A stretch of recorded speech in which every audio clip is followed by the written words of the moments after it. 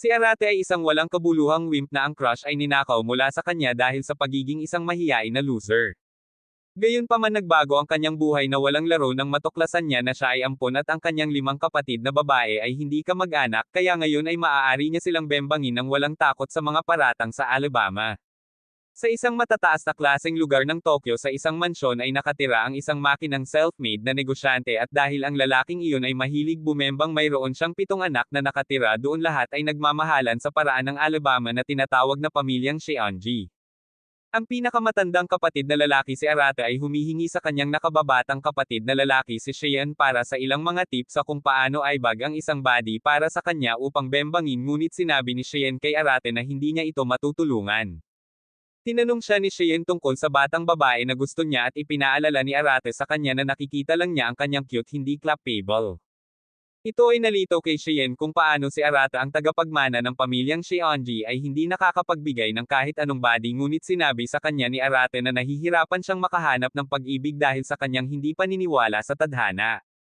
Sa sandaling iyon lumitaw ang kanilang 5 kapatid na babae sina Uka, Kot Ono, Banri, Minami at Siha na pinaghihinalaan na ang 2 kapatid na ito ay tungkol sa mga babae ngunit sinasalungat ni Cheyenne na sinasabi kung paano talaga na curious si Arate tungkol sa 3 laki ni Uka.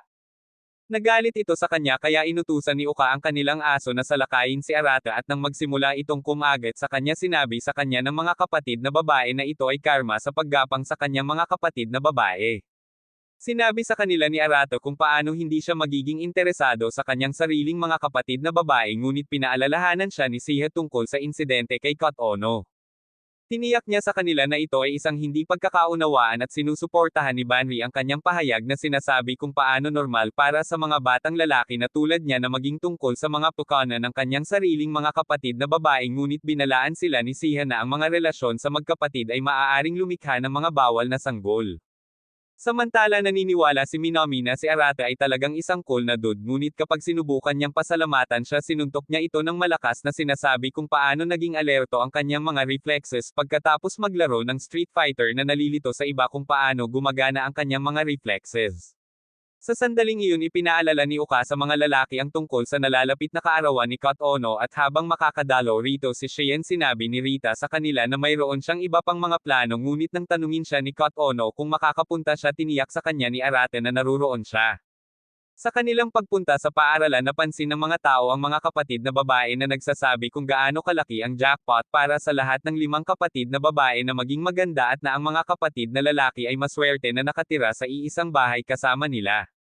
Gayunpaman sa paaralan ipinaalam ni Arate kay Cheyenne kung paano naiiba ang katotohanan dahil sila ang mga kapatid na lalaki ay palaging nasa dulo ng mga parusa kumpara sa mga kapatid na babae at ang kanilang ama ay palaging pumanig sa kapatid na babae. Naiintindihan ni Cheyenne ang ideya ng mga tao at nakikita kung paano sila mabubuhay kasama si Banri na ang magiliw na hottie, si Siha na cute na henyo, si Minami na isang future Olympic athlete, si Uka na isang future council president at si Kot Ono na isang dalisay at magandang nilalang na kailangang protektahan. Gayunpaman hindi tulad ng pagtingin ng iba sa mga babaeng iyon bilang mga anghel makikita lamang sila ni Arate bilang kanyang mga demonyong kapatid na babae. Ngunit nang ipaalala sa kanya ni Cheyenne ang kanyang pangyayari kay Kot Ono kung saan sinabi niya kay Arate na gusto niya siya napilitan si Arate na tanggihan ang kanyang damdamin sa Alabama. Sa sandaling iyon sa pamamagitan ng bintana nakita ni Arate ang babaeng gusto niya si Lala at nang makita siya ni Cheyenne naiintindihan niya kung paano naging pasibo siya sa mga batang babae dahil sa mga peklat ng pagkabata ni Arate mula sa mga kapatid. Pag-uwi pinag-iisipan ni Arato kung dapat ba siyang magpadala ng friend request kay Lala at nakakainis siya kung paano tama si Cheyenne tungkol sa pagiging passive niya sa mga babae. Sa sandaling iyon pumasok si Uka at hiniling sa kanya na ibahagi ang kanyang mga tala sa paaralan sa kanya. Pinasalamatan niya siya bilang kanyang kambal para sa mga tala ngunit ipinaalala niya sa kanya na sila ay magkapatid na kambal. Habang isinusulat niya ang mga tala hindi maiwasan ni Arate na mapansin ang kanyang mga balak at nang sabihin niya sa kanya na nakabihis na siya para magbukas sinabihan niya itong kontrolin ang kanyang tingin mula sa pagiging masyadong Alabama. Noon lang tinanong niya siya tungkol sa babaeng gusto niya at habang naguguluhan ibinunyag niya na si Lala iyon na kilala niya. Sinabi niya sa kanya na siya ay nasa parehong komite ni Lala at nag-aalok na i-hook up siya sa kanya ngunit pinipigilan niya itong gawin ito. Sinabi niya sa kanya na mayroon siyang mga paraan ng pag-iwas sa mga batang babae na sinasabing hindi bagay sa kanya at pagkatapos marinig iyon nagalit si Uka at lumabas ng silid. Samantala nasa kwarto niya si Kot Ono tinitingnan ang family picture niya pero hindi niya maiwasang mapatitig kay Arata. Mga araw na patungo sa kaarawan ni Kot Ono pinag-isipang mabuti ni Arata ang kalikasan ng tadhana nagtatanong kung ano kaya siya kung hindi siya kapatid sa 5 magkakapatid ngunit sa kanyang maalalahang paglalakad nakita niya si Lala na may kasamang lalaki na inaakala niyang baby daddy niya na nagbigay kay Arate ng isang heartbreak. Sa katapusan ng linggo ganap na tumulo lumabas si Arate sa kanyang silid para sa birthday party ni Kot Ono at sa kanyang pagpunta doon nakasalubong niya si Uka na pinupuri siya sa kanyang napiling outfit.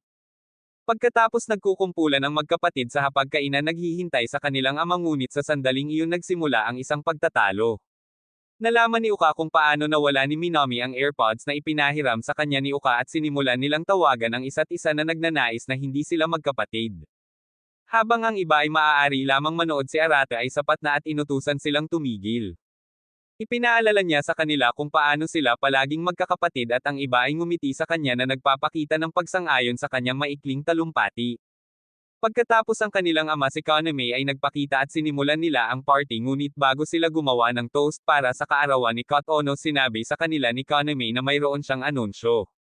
Sa pagkabigla ng lahat ipinaalam sa kanila ni Kaname na hindi talaga sila magkapatid at habang mamahalin niya silang lahat tulad ng sa kanya ang totoo lahat sila ay ampon. Sinabi niya na habang sina Minami at Chien ay talagang kambal ang iba ay hindi at sinasabi niya sa kanila ang katotohanan ito dahil sa isang pangako na ginawa niya sa kanilang ina ilang taon na ang nakakaraan. Hiniling niya na ipagpatuloy nila ang salo-salo ngunit habang inihahain ang hapunan ang bawat isa sa kanila ay nabigla pa rin sa mga balitang nakapagpapabago ng buhay na kanilang natanggap. Nang maglaon nagtipon ang magkapatid sa isang silid at nang ihain na sa kanila ng kanilang katulong ang tsaa pinaalis siya ni Banri na humihingi ng privacy. Habang ang iba ay tensyonado si Minami ay masaya pa rin kahit na ang kanyang buhay ay nagbago lamang at pinaniniwalaan nila ito sa pagkakaroon niya ng maliwanag na personalidad ng kanilang ama. Ipinahayag ni Uka ang nararamdaman niyang niloko sa paniniwalang maaaring sinabi ito ng kanilang ama ng mas maaga ngunit hindi sumang-ayon si Sia at naisip na ang kaarawan ni Kot Ono ay ang perpektong sandali dahil ito ang pangako ng kanilang ama sa kanilang ina. Bilang pinakamatanda tinanong nila si Banri kung may naaalala siya tungkol sa kanyang nakaraan noong una silang ampunan at habang may naaalala siya tumanggi siyang ibahagi ito sa kanila na sinasabi kung gaano ito hindi mahalaga. Tiniyak niya sa kanilang lahat na ang mahalaga ay mahal nila ang isa't isa at palagi silang magkakapatid. Pinalakpakan nila siya para sa talumpati na nagpapataas ng kanilang kalooban at silang lahat ay natulog. Ngunit habang ang lahat ay naglalakad pabalik sa kanilang mga silid naroon pa rin si Arate iniisip ang nangyari. Bumalik sa kanyang silid si Arate ay patuloy na nag-iisip tungkol sa kung ano ang nangyari at upang mawala ang kanyang isip dito siya ay naligo. Nakikita niya ang tukana ng sandata ng isang tao ngunit hindi ito pinansin at pumasok. Gayunpaman nakipag-eye contact siya kay Kot Ono na naliligo at pagkatapos makita ang mga ari-arian ng isa't isa tumakbo si Arate humingi ng tawad kay Kot Ono. Sa halip na magalit hiniling ni Kot Ono kay Arate bilang kanyang kapatid na hugasan ang kanyang likod at tulad ng mga lumang panahon ginagawa niya ang hinihiling nito na ikinatutuwa niya. Habang sinasabi niya sa kanya na kuskusin ang sarili niyang likod inamin niya na gusto niya ito kapag siya ang naghuhugas sa kanyang likod. Samantala nanlamig si Uka sa kusina nang sumama sa kanya si Shian. Pagkatapos ng nangyari tinanong ni Uka si Chien kung may sinabi si Arate na sinasabi kung gaano ito nakakaapekto kay Uka nang malaman na hindi niya fraternal twin si Arate at tiniyak sa kanya ni Chien na ganoon din ang nararamdaman ni Arate. Bilang tagapagmana ng pamilya Cheonji si Arate ay may pananagutan bilang malaking kapatid sa kanilang lahat ngunit lingid sa kanilang dalawa sa banyo siya ay nakakakuha ng isang malambot na yakap sa likod mula kay Kot Ono. Samantala sinabi ni Chien kay Uka kung paano dahil hindi sila magkapatid lahat sila ay legal na pinapayagang magpakasal sa isa't isa at habang naiinis si Uka sa pag-iisip na pakasalan ng isang tulad ni Arate alam niyang nagsasabi ng totoo si Chien. Inutusan niya si Chien na patigilan si Arate sa pagtitig sa kanyang mga balak ngunit sinubukan ni Chien na patawarin ang kanyang dating kapatid na sinasabi kung paanong si Arate ay katulad ng sinumang hormonal na binata.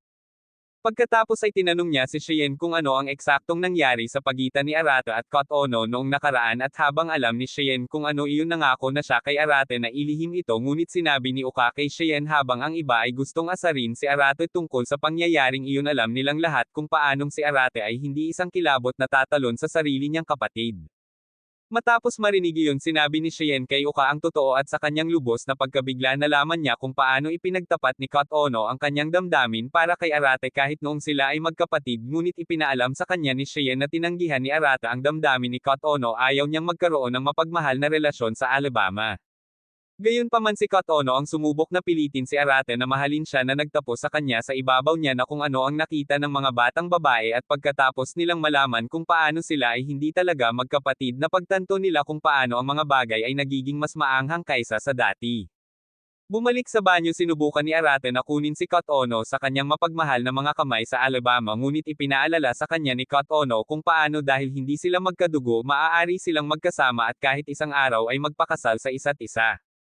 Tinanong niya siya kung siya ay isang masamang babae ngunit inion ni Arate ang kanyang big bro mode at sinabi sa kanya na habang hindi sila kadugo siya ay palaging magiging kapatid niya na mag-aalaga sa kanya hanggang sa araw na siya ay magpakasal sa isang tao. Si Kat Ono ay lumakad pabalik sa bathtub sinasabi kung paano si Arate ay parehong pinakamabait at pinakamasamang tao na kilala niya at si Arate ay lumabas ng silid na nagsasabi ng maligayang kaarawan at iniwan si Kat Ono na nagnanais na tumugon si Arate sa kanyang nararamdaman. Lingid sa kaalaman ni Arate paglabas niya ng banyo ay may nakatingin sa kanya. Pagkatapos tumungo siya sa kanyang silid iniisip kung ginawa ni Kat Ono ang kanyang ginawa dahil sa nangyari at nang makapasok siya sa loob sinalubong siya ni Siha na nag-aaral habang naghihintay sa kanya. Nang hindi nagpapatalo tinanong niya siya kung nasaan siya at ayaw niyang sabihin ang totoo nagsisinungaling siya na nagsasabi na siya ay naglalakad sa paligid ng bahay. Pinag-uusapan niya kung ano ang pakiramdam ng kanyang silid na pinakamaliit sa magkakapatid na pinakamalaki na nagpapaalala sa kanila noong una silang naglaro ng rock paper gunting upang matukoy kung sino ang makakakuha ng pinakamalaking silid at naaalala ni Arate kung paano siya natalo. Habang naririnig ang mga yabag ni Siha iniisip ni Arate kung ano ang gusto ng babaeng ito at sa sandaling iyon nagulat si Arate itinulak siya ni Siha sa kama. Pamatong siya sa kanya sinasabi kung paano nila ito kailangang ilihim at idinikit ang kanyang mga pukana sa kanyang katawan na nagpapalapit sa kanyang danger zone.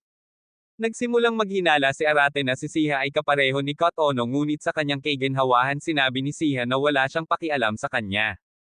Ibinunyag niya na nakita niya siya sa paligan kasama si Kat Ono na sinasabi kung paano niya nakita ang lahat ng kanilang pakikipag-ugnayan ngunit bago siya humingi ng paliwanag pinaalis siya nito sa kanyang katawan bago sumabog ang kanyang bulkan. Sinabi sa kanya ni Siha kung paano niya palaging nalalaman ang tungkol sa nararamdaman ni Kat Ono para sa kanya ngunit pinaghihinalaan niya na pagkatapos malaman na hindi sila tunay na magkapatid na wala ang lahat ng kanyang pagpigil kay Kat Ono. Pinupuri niya ito sa maayos na paghawak sa sitwasyon ngunit para matiyak na hindi siya susunod sa mga pag-uusig ng sarili niyang kapatid kailangan niyang tiyakin na ayaw nitong gumawa ng mga pukana sa kanila. Tinanong niya ito kung wala na siyang ibang paraan maliban sa pag-akyat sa kanya at sinabi ni Siha sa kanya na dahil wala siyang nararamdaman para sa kanya hindi niya nakikita ang isyu sa kanyang pamamaraan. Ipinaalala niya sa kanya kung paano nagresulta ang isang relasyon sa pagitan ng magkapatid sa mga kaduda-dad ang supling ngunit pagkatapos ng nangyari sa araw na iyon hindi nalalapat sa kanila ang panuntunang iyon at hindi mapipigilan ang kanilang relasyon bilang magkapatid si Kat Ono sa hinaharap na hilingin na palawakin ni Arate ang kanyang mga domain. Iminumungkahi niya na maaaring mangyari pa ito sa pagitan nila at habang ayaw ni Siha sa ideya na sila ay magbubulag-bulagan alam niyang hindi ito imposible. Umalis siya sa silid na sinasabi kung gaano siya natutuwa na hindi nakatiklop si Arate ngunit nang makalabas siya sinimulan niyang tanungin ang sarili kung nakatiklop ba siya noong nasa ibabaw niya siya. Kinaumagahan nagising si Arate na nakakaramdam ng kakilakilabot pagkatapos ng roller coaster ng mga emosyon na tiniis niya noong nakaraang gabi. Nang siya ay lumabas ang kanyang mga mata ay na-refresh sa laki ni na Banri at Kat Ono na nakasuot ng nurse outfit at ipinaalam sa kanya ni Banri na ito ang kanyang uniforme na gusto niyang subukan ngunit nagpa siya na subukan din si Kat Ono. Nang tanungin niya si Arate kung gusto niya kung gaano sila kahot sinabi niya na hindi na naging sanhi ng pag-iyak ni Banri na hinihiling sa kanya na sabihin na gusto niya sila ngunit tumanggi siya at naguguluhan. Pagkatapos tumungo sila sa paaralan at sinamahan ni Cheyenne nanunood sila. Habang pinagmamasdan ng ibang dudes ang kanilang mga kapatid na babae na ikinatatakan ni Cheyenne kung ano ang magiging reaksyon nila kung alam nilang hindi talaga sila magkapatid. Nang makita kung gaano kalmado ang kanyang mga kapatid na babae ay naniwala si Cheyenne na ang mga babae ay mas mahusay na sinungaling kaysa sa mga lalaki at habang si Arate ay sumasang-ayon alam niya na sa kaibuturan ng mga ito ang kanilang mga kapatid na babae ay naapektuhan tulad nila pagkatapos ng nangyari. Ipinagpatuloy nila ang kanilang araw bilang paaralan ng normal na parang walang nagbago sa pagitan nila, ngunit pagkatapos ng paaralan napagtanto niya na ang mga bagay ay nagbago at sinusubukan niyang kumbansihin ang kanyang sarili na ang lahat ay hindi.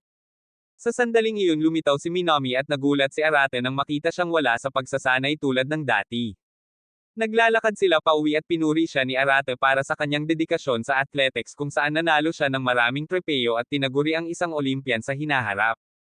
Bigla siyang napapaligiran ng kanyang mga tagahanga, hinihiling na dilaan ang kanyang mga daliri sa paa at painumin sila ng tubig na pampaligo, at pagkaalis nila ipinahayag ni Minami na nakakuha siya ng mga simping fan pagkatapos niyang mag-photoshoot na nakasuot ng damit na panlalaki.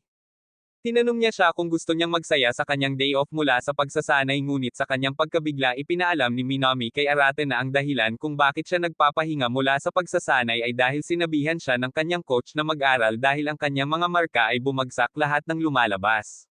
Habang si Minami ang pinaka-athletic sa magkakapatid, siya rin ang pinakamalaking moron. Bilang big bro ipinahayag ni Arate na siya ang magtuturo sa kanya. Dinala niya siya sa isang karaoke para mag-aral ng pribado, at habang tinuturuan siya nito hindi niya maiwasang kilalanin kung gaano siya kaganda sa malapitan. Kapag si Arate ay abala sa pagpapaliwanag ng isang bagay, hindi niya nakikita na si Minami ay nag-ambala at pumili ng isang kanta para sa kanya upang kantahin, at kapag sinubukan niyang lutisin ang mga tanong ng mag-isa nagtatapos ito sa kanyang pagsagot sa lahat ng mali.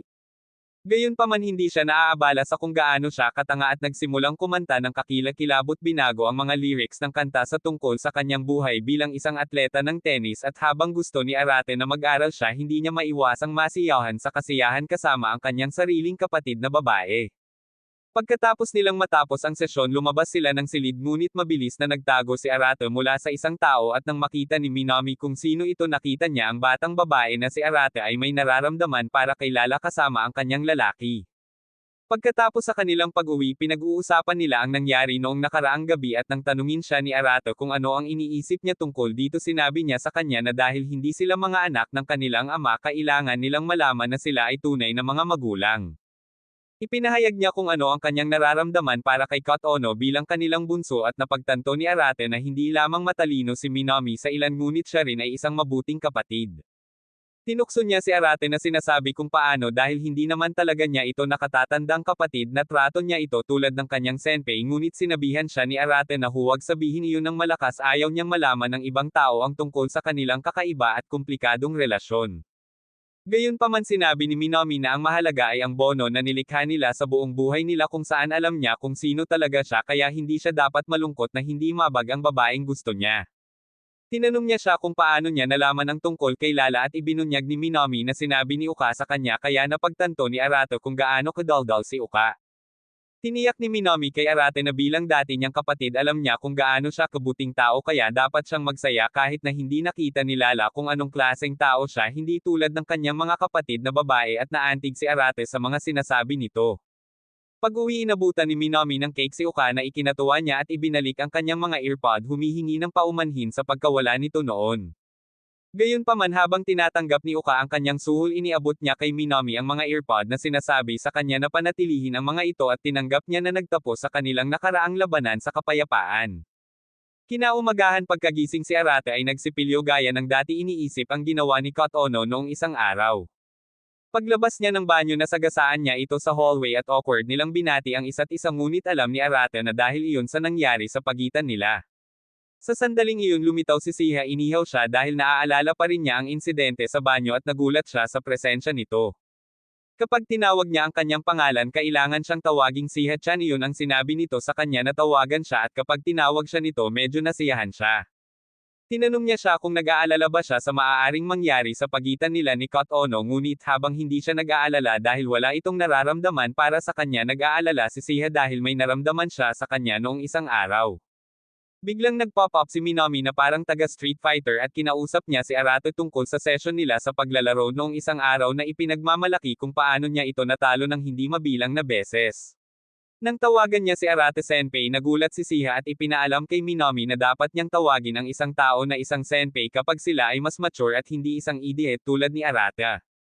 Habang paalis ang dalawang babae nagtataka si Arate kung bakit kailangan niyang simulan ang kanyang araw ng ganoon. Pagkatapos sa paaralan nag-freeze si Arate nang makita niya si Lala at nagpa siya na huwag gumawa ng kahit ano.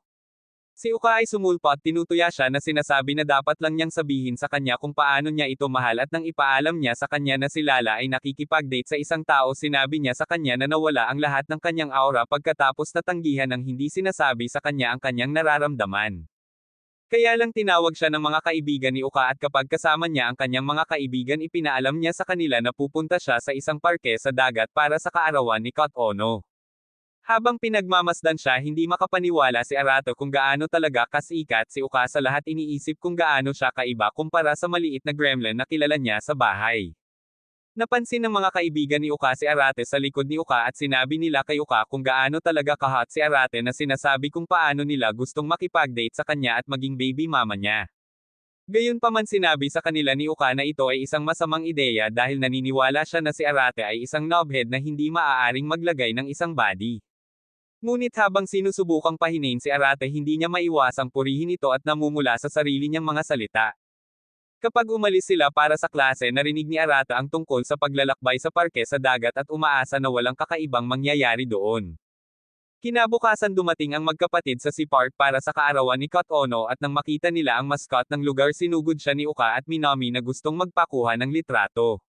Sinabi ni Minami sa iba na siya ay nagugutom at pagkatapos marinig iyon hiniling ni Banri si Arate na sumama sa kanya upang tulungan siyang makakuha ng pagkain.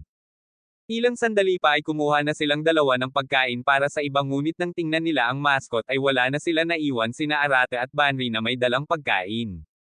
Sinubukan ni Arate na tawagan sila para makuha ang kanilang lokasyon ngunit nang hindi nila sinagot ang kanyang mga tawag naisip ni Arate na sila ay nakasakay at si Banri ay may ideya.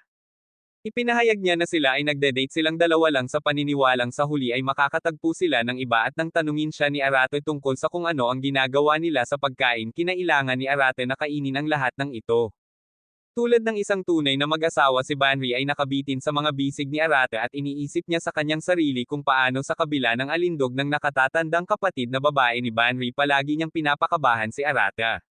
Napansin niya kung paano dumidikit ang mga braso nito sa kanyang mga squishes na ikinamulan niya at nang subukan niyang ipaalala sa kanya na kapatid niya ito sinabi nito sa kanya na walang nakakaalam na magkapatid sila kaya dapat ay i-enjoy na lang nila ang sandali. Nang lalong namula si Arate sa kanyang matambok sa halip na humiwalay tinukso siya ni Banri na sinasabi kung paano niya nalaman na natutuwa siya sa kanyang mga pukana at siya ay naguguluhan. Humingi ng paumanhin si Banri para sa kanyang mga balak sinabi na ang mga ito ay masyadong malaki upang kontrolin lalo na para sa isang taong walang karanasan tulad niya.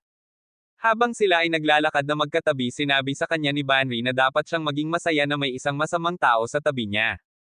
Habang nakakainis siya kinikilala ni Arato kung paanong ang lahat ng mga nagmamahal na lalaki sa kanilang paligid ay nakatitig sa kanila ng daggers dahil kay Banri. Sa sandaling iyon inalok niya siya na hawakan ang kanyang mga melon bilang isang treat at namumula siya kaysa sa isang kamatis na nagsasabi sa kanya na itigil ito.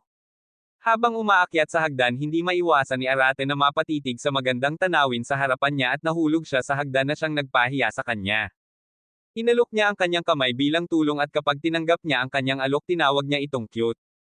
Pagkatapos ang dalawa sa kanila ay nag-e-enjoy sa kanilang pribadong date habang ang iba ay ginagawa rin. Gayunpaman patuloy na sinusubukan ni Arate na tumawag at pagkatapos ng maraming mga pagtatangka nakipag-ugnayan siya kay Cheyenne na nagpapaalam sa kanya kung nasaan sila. Gayunpaman malayo sila sa isa't isa kaya nagpasya silang magsaya. Pinag-uusapan ng mga babae kung paano nila malalaman kung paano gagawin ni Banri tinutokso ng husto si Arate na hinihiling na sana ay hindi na sila magkapatid. Inilipat nila ang kanilang atensyon sa babaeng may kaarawan si Kot Ono at hinihikayat siyang i-enjoy ang kanyang kaarawan sa pamamagitan ng pagsakay sa lahat ng rides na gusto niya. Bumalik sa Arate siya at si Banri ay nagpapahinga pagkatapos ng lahat ng mga rides na sinubukan nila at habang si Banri ay nakakaramdam ng gutom si Arate ay hindi matapos ang lahat ng pagkain na naubos niya kanina. Nang kumagit siya sa churros napansin ni Arate kung gaano kahalaga ang kanyang ngiti sa likod ng kanyang malafax na pagkilos. Na-curious siya kung ano ang nararamdaman niya sa anunsyo ng kanilang ama kaya tinanong niya ito ng diretso. Ipinahayag niya kung paano habang siya ay nabigla sa una gusto niyang malaman ang mga detalye at nakikita ni Arato kung gaano niya ito iniisip. Tinanong niya kung ano ang nasa isip niya at nang sabihin niya sa kanya kung paanong ayaw niyang magbago ang kanilang relasyon bilang magkapatid kumikinang ang mga mata ni Banri na nagsasabi kung gaano siya kaganda. Hinahaplos niya ang ulo nito na parang isang malaking kapatid na babae at ipinapaalala nito sa kanya kung paano niya ginagawa iyon sa tuwing pinapaiyak siya ni Uka at ng iba pa. Sinabi ni Banri kay Arato kung paano bilang kanilang pinakamatandang kapatid na numpa siya na laging protektahan silang lahat kahit na ito ay nangangahulugan ng pagkitaw sa kanyang buhay. Iyon ay nagpapaalala kay Arato kung paano palaging ganoon si Banri pinoprotektahan ang iba at pagiging pinakakol na nakatatandang kapatid na babae na maaaring hilingin ng sinuman. Biglang may sumulpot na tanggang batang babae na may dalang inumin at nadulas siya dahilan para lumipad ang inumin patungo sa Banri. Gayunpaman mabilis na kumilos si Arato at pumagitna sa kanila na nagpabasa sa kanya. Humingi ng tawad ang tanggang batang babae ngunit magiliw na sinabi ni Arato sa kanya na okay lang. Nag-aalala si Banri para sa kanya na sinasabi sa kanya na hindi niya dapat ginawa iyon ngunit tulad niya ipinahayag ni Arato kung paano niya poprotektahan silang lahat sa tabi niya bilang kanyang nakababatang kapatid. Pinasisiglo nito si Banri na nagpaunawa sa kanya kung gaano kalaki si Arata. Sa sandaling iyon ang iba ay lumitaw at sila ay muling nagsasama. Ngunit nang makita nilang basang-basa si Arate tinanong nila siya kung masyado bang natuwa si Banri at muntik na siyang malunod sa kanyang seafood juice. Nagpatuloy sila sa susunod na sakay at sa kanilang paglalakad roon hiniling ni Banri na hawakan ang kamay ni Arata. Kapag tinanong niya kung bakit hinawakan niya ito at hinayla kasama niya sinasabing gusto lang niyang hawakan ang kamay nito.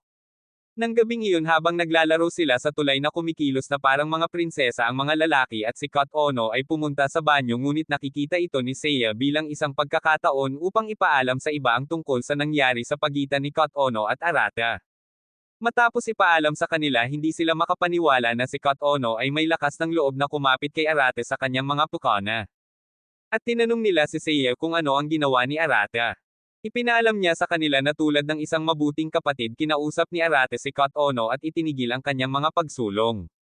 Tiniyak niya sa kanila na si Arate ay walang masamang hangarin para sa kanyang mga kapatid na babae pagkatapos na subukan ito ni Seiya mismo. Nang tanungin nila siya kung paano mahinahon niyang ibinunyag na sinakay niya siya upang makita kung ang tibok ng kanyang puso at ding-ailing ay tumataas ngunit sa kanyang kaiginhawahan wala sa kanila ang tumataas. Ipinaliwanag ni Seiya na ang dahilan kung bakit niya ito sinabi sa kanila ay dahil naniniwala siyang kailangan nilang gawin ang isang bagay bago mangyari ang isang bagay sa pagitan nila. At nagpa siya silang huwag harapin si Kot Ono kaya hindi siya magpapanik. Sa sandaling iyon ipinaalam sa kanila ni Aoka na sinubukan na ni Kot Ono ang isang katulad na bagay sa nakaraan at si Arata ang sisihin na naging dahilan upang siya ay tinawag na kilabot ng mga ito. Napagtanto ni Seiya na ang anunsyo ng kanilang ama tungkol sa hindi nila kadugo ay nagbigay kay Kot Ono ng salpok na gustong magkaroon ng mga bawal na sanggol ni Arata. Pinakalma sila ni Banri na sinasabi na hindi pa sila dapat gumawa ng anumang conclusion. Ibinunyag niya na nakipag-usap siya sa kanilang ama pagkatapos ng kanyang anunsyo at kapag tinanong nila siya kung ano ang kanyang pinag-usapan sinabi niya sa kanila na gusto niyang malaman ang kanyang background at nalaman na bilang isang ulila hindi nila alam kung nasaan ang mga magulang ni Banri o kung sino sila. Iminumungkahi niya na dapat nilang panatilihin itong low profile at bantayan sila na sinang-ayunan ng lahat. Pagkatapos habang papunta sila sa tindahan ng paninda ang ilan sa mga batang babae ay nabalisa na gustong makakuha ng kanilang sarili ng mga action figure. Nang makita niya kung paano umaarte si Kot Ono gumaan ang pakiramdam ni Arata na makitang normal itong kumilos gaya ng dati. Alam niya kung paano nagulat silang lahat sa anunsyo ng kanilang ama ngunit natutuwa siyang makita na nakikipag-hangout pa rin sila tulad ng normal at kumbinsido siya na walang magbabago sa pagitan nila. Sa sandaling iyon nagsisimula ang isang furry workshop at nag-e-enjoy silang magkasama bilang magkakapatid. Maya-maya habang ang iba ay bumibili ng paninda nakita ni Arata ang isang batang babae na kamukha ni Lala at kinabahan sandali. Lumitaw si Uka nang makita siyang kinakabahan at inanyayahan siyang maglakad kasama niya. Pinag-uusapan niya kung gaano kakaiba ang pakiramdam na malaman na hindi sila aktwal na kambal ngunit pinipigilan ni Arata ang proseso ng pag-iisip na sinasabi kung paano siya palaging magiging kambal nito kahit na hindi sila. Matapos marinig iyon binanggit ni Uka kung paano sila naniniwala noon na maaari nilang gamitin ang telepathy bilang kambal at alam nila kung ano ang iniisip ng isa't isa sa lahat ng oras. Natarante si Arata nang marinig iyon at tinanong niya ito kung bakit niya iyon biglang dinala. Sa kanyang pagkabigla sinabi ni Uka kay Arate na mahal niya siya na nagpaunawa sa kanya na ang lahat ay malapit ng magbago. Mga araw bago sa paaralan tinanong ni Cheyenne si Arate kung nakita na ba niya ang alinman sa kanilang mga kapatid na babae ng romantiko ngunit sa halip na sagutin tinanong siya ni Arate kung bakit niya itinanong ang tanong na iyon. Ipinaliwanag ni Shea na dahil hindi na sila magkapatid hindi na bawal ang paggawa ng mga supling at binaril pa nga ni Kat Ono si Arate ngunit tiniyak sa kanya ni Arate na hindi pa niya nakitang romantiko ang kanyang mga kapatid na babae. Gayunpaman sa kasalukuyan pagkatapos magtapat sa kanya si Uka nakita niya ito bilang higit pa sa isang kapatid na babae ngunit isang romantikong kasosyo. Gayunpaman ipinahayag ni Uka kay Arate na mahal niya ito nang walang pag-aalinlangan na nagpapagaan sa kanyang tensyon at kumbinsido siya na kahit na mag-freeze ang impyerno hinding-hindi siya makikita ni Uka bilang isang romance candidate. Tinawag niya itong Tsunere na naglalaro ng hard to get at iniwan siya nito na nagpapaalala sa kanya na kunin ang kanyang mga souvenir. Gayunpaman habang tinatawanan niya ito naalala niya ang sinabi sa kanya ni Cheyenne tungkol sa pakikipagkite sa kanyang mga kapatid na babae ng romantiko at nagsimulang mag-tweak. Samantala sa kanyang malungkot na paglalakad hindi makakalimutan ni Uka ang sinabi niya kay Arate at napagtanto niya na nakaramdam siya ng selos kay Kat Ono pagkatapos sabihin sa kanya ni Siha kung paano sinabi ni Kat Ono kay Arate na mahal niya ito. Kinaumagahan ginugugol ni Arate ang kanyang oras sa pag-eehersisyo sa home gym ginagawa ang kanyang P8 lady folding abs nang pumasok si Minami at gustong sumama sa kanya. Ipinahayag niya ang kanyang kasabikan tungkol sa kanyang pagsali sa pag-eehersisyo ngunit sinabi niya sa kanya na bawasan ito dahil ito ay madaling araw. Pinupuri niya siya sa hindi niya paglaktaw sa pagsasanay at ipinaalala niya sa kanya kung paano palaging sinasanay ng kanilang ama si Arate hanggang sa mga buto upang gawin siyang pinuno ngunit hindi pa rin makita ni Arate kung paano ito naging kapaki-pakinabang para sa kanya sa pag-iisip. Ipinakita rin ni Arate kay Minami ang paggalang sa hindi nawawalang pagsasanay at pakikipaglaban para maging isang Olympian sa hinaharap at habang tinatanggal niya ang kanyang papuri namumula siya ng husto.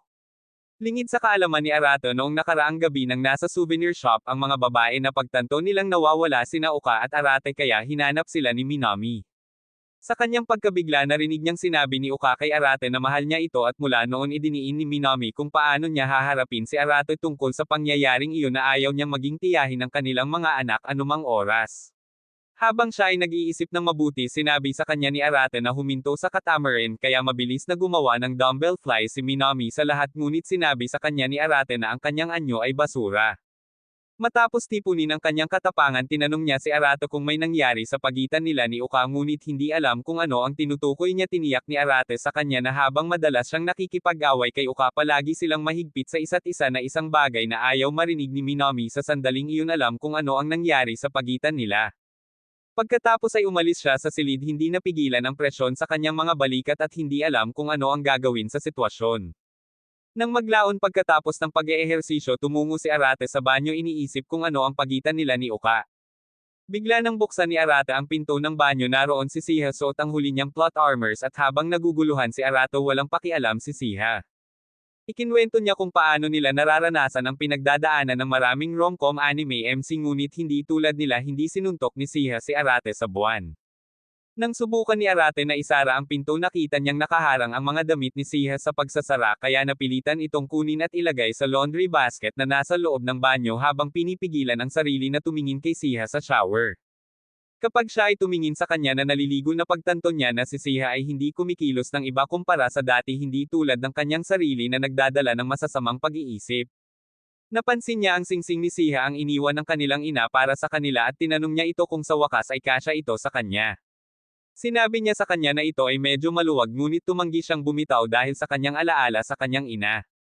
Nang maglaon habang nag-iisa sa kanyang silid kumakatok si Banri sa pintuan ni Arate humihiling na pumasok. Nang pumasok siya sinimulan niya itong panunokso dahil sa pagkakaroon ng malinis at maayos na silid na nagpapaalala sa kanya ng lahat ng pagkakataong papagalitin siya ng kanilang ama dahil sa paggawa ng gulo sa sahig ng kwarto. Tinanong niya siya kung bakit siya naririto at nakikipag-chat siya sa paligid niya na sinasabi kung paano niya gustong bisitahin ang kanyang silid. Gayunpaman casual niyang sinilip ang kanyang laptop nagtatanong kung mayroon siyang anumang mga maanghang na video at sa kanyang sorpresa nabasa ni Banri ang pamagat ng isa sa kanyang limitadong edisyon ng mga video na Mia Khalifa ngunit mabilis niyang inagaw ang kanyang laptop mula sa kanya nagtanong kung paano niya binuksan ang kanyang password. Sa kanyang kahihiyan lumalabas na ang pamagat ay makikita sa kanyang mga abiso sa email at hindi na niya kailangang maglagay ng anumang mga password. Habang nahihiya si Arate ipinahayag ni Banri kung gaano siya kagaan nang malaman na ang kanyang kapatid ay isang kultural na tao na nag-e-enjoy sa mga video ni na Johnny Sins at Mia Khalifa. Noon lang niyaya niya si Arate na makipag-date sa kanya. Kinabukasan sa kanilang date dinala siya nito sa isang tindahan ng telepono, alam niyang matagal nang gustong i-upgrade ni Arata ang kanyang telepono at masaya siya sa kilos nito. Gayunpaman sinimulan niya itong panunukso, sinasabi kung paano sila dapat pumunta sa isang hotel pagkatapos at mag-hot yoga hanggang sa sumikat at lumubog ang araw. Pagkatapos kapag pinili ni Arata ang kanyang bagong telepono, pinili niya ito ng mabilis at mahusay at nang tanungin siya ni Banri kung bakit mabilis siyang pumili, ipinahayag ni Arata kung gaano siya walang pakialam sa disenyo. Sa sandaling iyon nagsimulang magyabang si Banri tungkol sa kung paano pinipili ng mga tao ang kanilang mga telepono tulad ng kanilang mga kasosyo at na kung pipiliin lamang ng isang tao ang kanilang mga telepono para sa kanilang mga feature, nangangahulugan iyon na mas gusto ng isang tao ang personalidad kaysa hitsura. Gayunpaman naniniwala si Banri na mahalaga ang hitsura. Para bang isang araw ay magkakaroon ng nakakainis na manliligaw si Arate, at least matingnan pa rin niya ang magandang mukha nito sa halip na isang pangit na baboy. Pagkatapos dinala ng tindera ang telepono at nang makita niya si Banri sa tabi ni Arate, inalok niya sila ng deal ng mag-asawa para makakuha ng malaking diskwento. Habang si Arate ay gustong tumanggi, si Banri ay nagpanggap na kanyang kasintahan na sinasabi na sila ay kukuha ng deal, ngunit siya ay mabilis na tumanggi. Pagkatapos nagtaka si Arato kung bakit bigla siyang isinama ni Banri para makipag-date, ngunit natigil ang proseso ng pag-iisip niya nang makakita si Banri ng ice cream stand. Matapos makuha ang ice cream, ipinaalala niya sa kanya ang oras na nag-away silang lahat dahil sa isang insidente ng ice cream, at naalala ni Arato kung paano hindi sinasadyang kinain ni Monomi ang ice cream ni Kot Ono, ngunit dahil masyadong reserve si Kot Ono, tumayo si Uka para sa kanya laban kay Monomi na nagsimula ng away sa pagitan ng lahat ng magkakapatid. Gayunpaman dahil sa sobrang takot sa mga komprontasyon, laging nagtatago si Kot Ono sa Cobeta sa tuwing siya ay malungkot na nagbibigay sa kanya ng closet fairy mula sa kanyang mga kapatid na babae. Ipinapaalala nito kay Arato kung paano natakot noon si Banri sa supernatural, ngunit sinabi niya sa kanya na isara ang kanyang bibig dahil ang ideya ng Casper, ang palakaibigang multo na kakaiba mula sa kanyang likuran, ay natatakot pa rin sa kanya.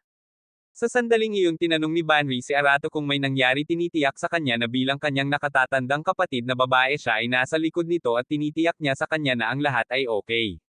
Samantala si Kot Ono ay nasa kanyang silid tinitingnan ang mga larawang kuha nila sa paglalakbay sa kaarawan, ngunit nang makita niya si Arate sa larawan hindi niya maiwasang titigan siya ng mas matagal. Biglang nakatanggap siya ng mensahe mula kay Banri sa group chat ng magkapatid na nagpapakita kung paano siya nakikipag-date kay Arato kumakain ng ice cream, at habang nagseselos iyon kay Kot Ono, pinigilan niya ang sarili na lumayo at sa halip ay iniligtas ang larawan. Bumalik sa petsa, hiniling ni Banri kay Arate na ipagpatuloy ang petsa na ikinagulat niya, ngunit biglang binasa niya ang isang mensahe ng husto sa kanyang telepono at sinabi kay Arate na kailangan niyang pumunta sa isang lugar sa lalong madaling panahon.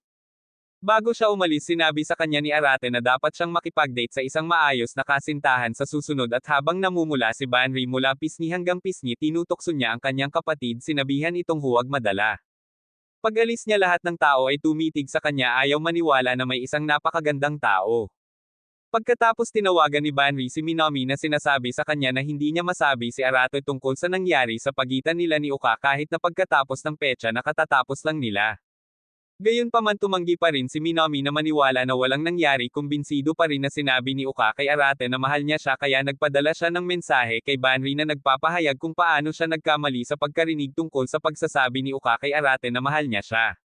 Bigla niyang napansin na ipinadala niya ang mensahe sa group chat ng magkapatid, kaya mabilis niyang binura ang mensahe, nagdadasal sa anime gods na walang nakakita. Sa sandaling iyon si Uka ay sumulpot sa banyo, humihiling na siya ay maligo, at habang si Minomi sa una ay kinakabahan, gumon ang pakiramdam niya nang malaman na hindi binasa ni Uka ang mensahe.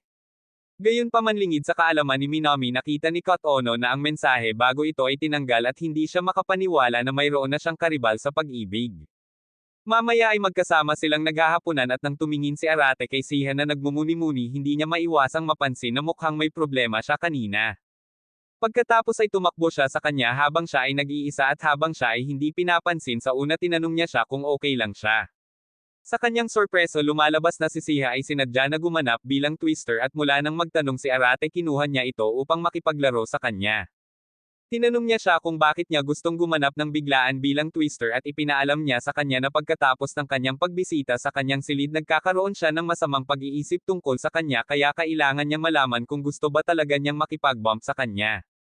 Gusto ni Arate na tumanggi na maglaro ngunit nang ipaalala sa kanya ni Siha kung sino ang tumulong sa kanya sa panahon ng kanyang pagsubok, tumiklop siya at pumayag na makipaglaro sa kanya ng Twister. Kapag nagsimula na ang laro, sinimula ni Arata ang laro sa pamamagitan ng sadyang pag-iwas kay Siha para maiwasan ang pakikipag-ugnayan, ngunit dahil hindi nito sasagutin ang mga tanong ni Siha, sinadya niyang lumapit, umaasang makakuha ng reaksyon mula sa kanyang sarili para makita niya kung gusto niya ito. Nagpatuloy sila ng ilang rounds pa nang banggitin ni Siha kung paano nag-aalangan pa rin si Arate, kaya sa susunod na round sinadya niyang inilagay ang sarili sa isang posisyon kung saan ang karamihan sa mga lalaki ay tumahol para sa ilang roast beef. Nakuha nito si Arate na halos magsimulang mag-drooling at idineklara niya na na-forfeit siya, ngunit hindi siya pinapayagan ni Siha na umatras, kaya pilit niyang ipinagpatuloy ang laro.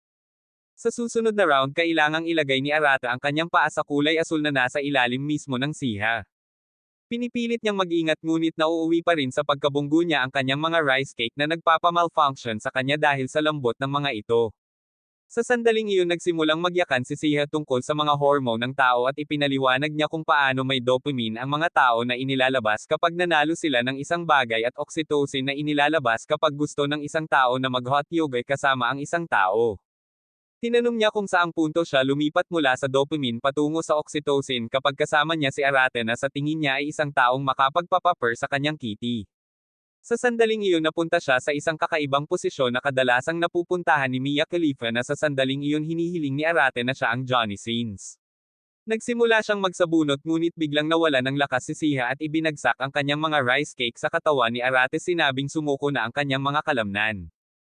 Hindi makapaniwala si Arate na naramdaman niya ang mga rice cake ng kanyang sariling kapatid na babae, ngunit sa kaginhawahan ni Siha sinabi niya kay Arate na hindi siya nakakaramdam ng anumang masamang pag-iisip sa kanya sa panahon ng laro, na nangangahulugan na maaari niyang ipagpatuloy ang kanyang buhay tulad ng normal.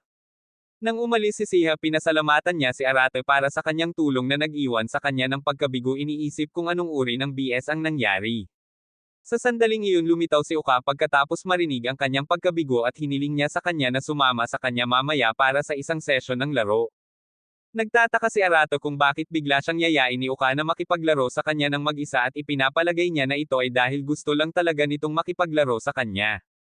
Naaalala pa rin niya kung paano siya ipapasakop ni Uka sa tuwing natatalo siya sa kanya, ngunit ang higit na bumabagabag sa kanya ay kung paano niya sinabi sa kanya na mahal niya ito ng biglaan.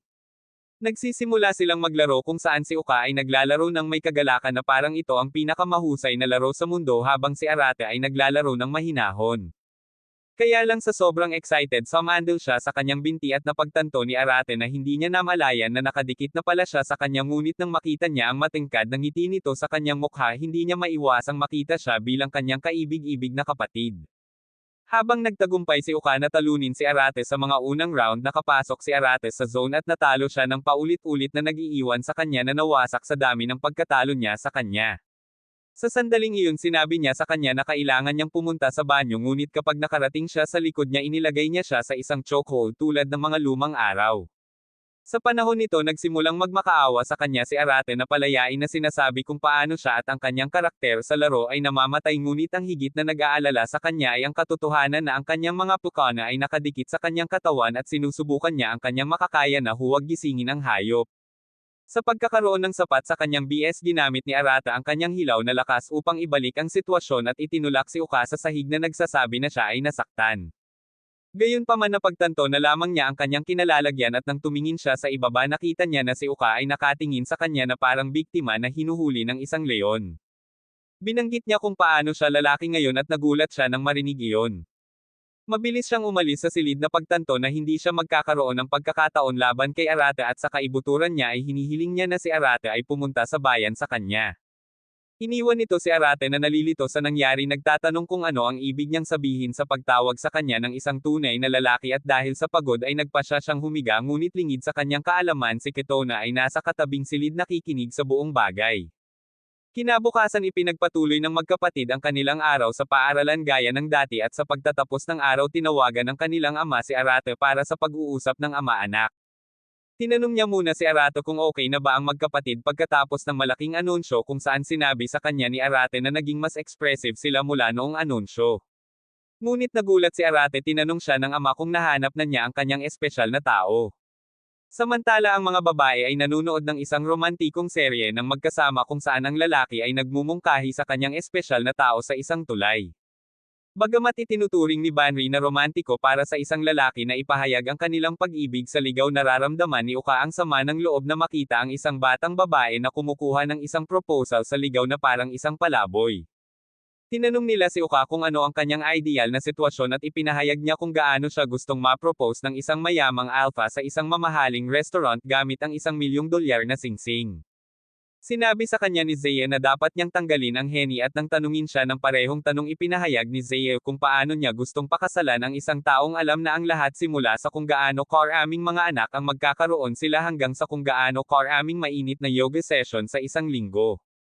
Gayunpaman, ganap na binabaliwala ni Minami ang paksa sa pagsasabing ang tunay na mahalaga ay hindi ang lugar o ang mga pangyayari, ngunit ang taong nag-aalok sa kanila na lahat sila ay buong pusong sumasang-ayon. Habang naglalakad sila pabalik sa kanilang mga silid, unti-unting nawawala ng kontrol si Kitona sa kanyang mga emosyon at nang mawala ito sa kanya sa gulat ng lahat, ipinahayag niya sa kanila kung gaano siya kamahal kay Arata. Sinubukan ni Banri na pakalmayan siya, na uunawaan na mahal niya siya bilang isang kapatid, ngunit muling ipinahayag ni Kitona upang linawin na mahal niya si Arata at gustong pakasalan siya. Matapos ang lahat ng kanyang nakita, ipinahayag niya na ang bawat isa sa kanyang mga kapatid na babae ay kanyang karibal at hindi niya intensyon na matalo. Bumalik kay Arate, ipinahayag ng kanyang ama kung paano siya nag-aalala na si Arate ay maaaring walang asawa bilang magiging tagapagmana ng pamilya, at dahil sa curiosity tinanong niya ang kanyang ama kung ano ang nagpapili sa kanya ng kanilang ina. Noong una nagbibiro siya sa pagsasabing na in love siya sa kanyang creamy plots, ngunit nauwi sa pagtatapat na mahina siyang umibig sa makapangyarihan at maliwanag na kaluluwa ng kanilang ina.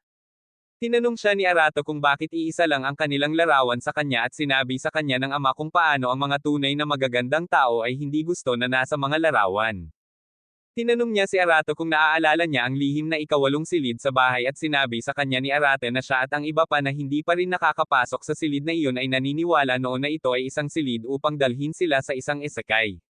Sinabi ni Arate sa kanyang ama na habang naniniwala siya na may dahilan ang ama na ihayag ang katotohanan, kamakailan lamang naniniwala siya na magagawa nila ito, at ipinagmamalaki niyang siya ang kanyang panganay na anak. Bilang magiging tagapagmana ng pamilya, sinabi ni Arate sa kanyang ama na lagi niyang titingnan ang kanyang mga kapatid at sisiguraduhin na silang lahat ay magkakaroon ng masayang buhay. Nang umalis si Arate, tiningnan ng ama ang larawan ng kanyang asawa at ipinahayag sa kanya kung gaano siya ipinagmamalaki na inampun niya si Arate bilang kanyang anak. Kinaumagahan tumakbo si Arate pagkatapos ng pag-uusap nila ng kanyang ama. Samantala nagkakasalungatan pa rin ang magkapatid pagkatapos ng deklarasyon ni Kotono na sinasabi sa kanila na gusto niyang pakasalan si Arate. Nang lumabas ng bahay si Minami, pumasok siya sa Arate at kinakabahan na alala ang sinabi ni Kotono. Alam ni Arate na may mali at hiniling niya kay Minami na ilabas ito, ngunit tumanggi siyang gawin iyon at tumakas upang magsanay para sa Inter-High Tournament. Sa loob ng bahay, pinapagalitan ni Banri ang aso dahil sa labis na pagkain at hindi nakakakuha ng sapat na ehersisyo. Binabalaan ito na maaari itong maging isang mataba, walang silbi na aso. Nang makita sila ni Arate, sumama siya sa pagsaway sa aso dahil sa ayaw niyang mag-jogging kasama niya, at sa halip ay kumakain na parang mataba. Biglang iminungkahi ni Banri na bawasan nila ang pagkain ng aso na ikinagalit ng aso, kaya kinagat nito si Arate. Sinisisi siya sa nangyari. Sa sandaling iyon lumabas si Cheyenne kumukuha ng almusal at ipinaalala niya kay Banri na huli na siya sa kanyang pulong para sa araw na iyon. Gayunpaman, kapag tiningnan nila ang katawan ni Arate sa sahig, iniisip nila kung ano ang gagawin dito.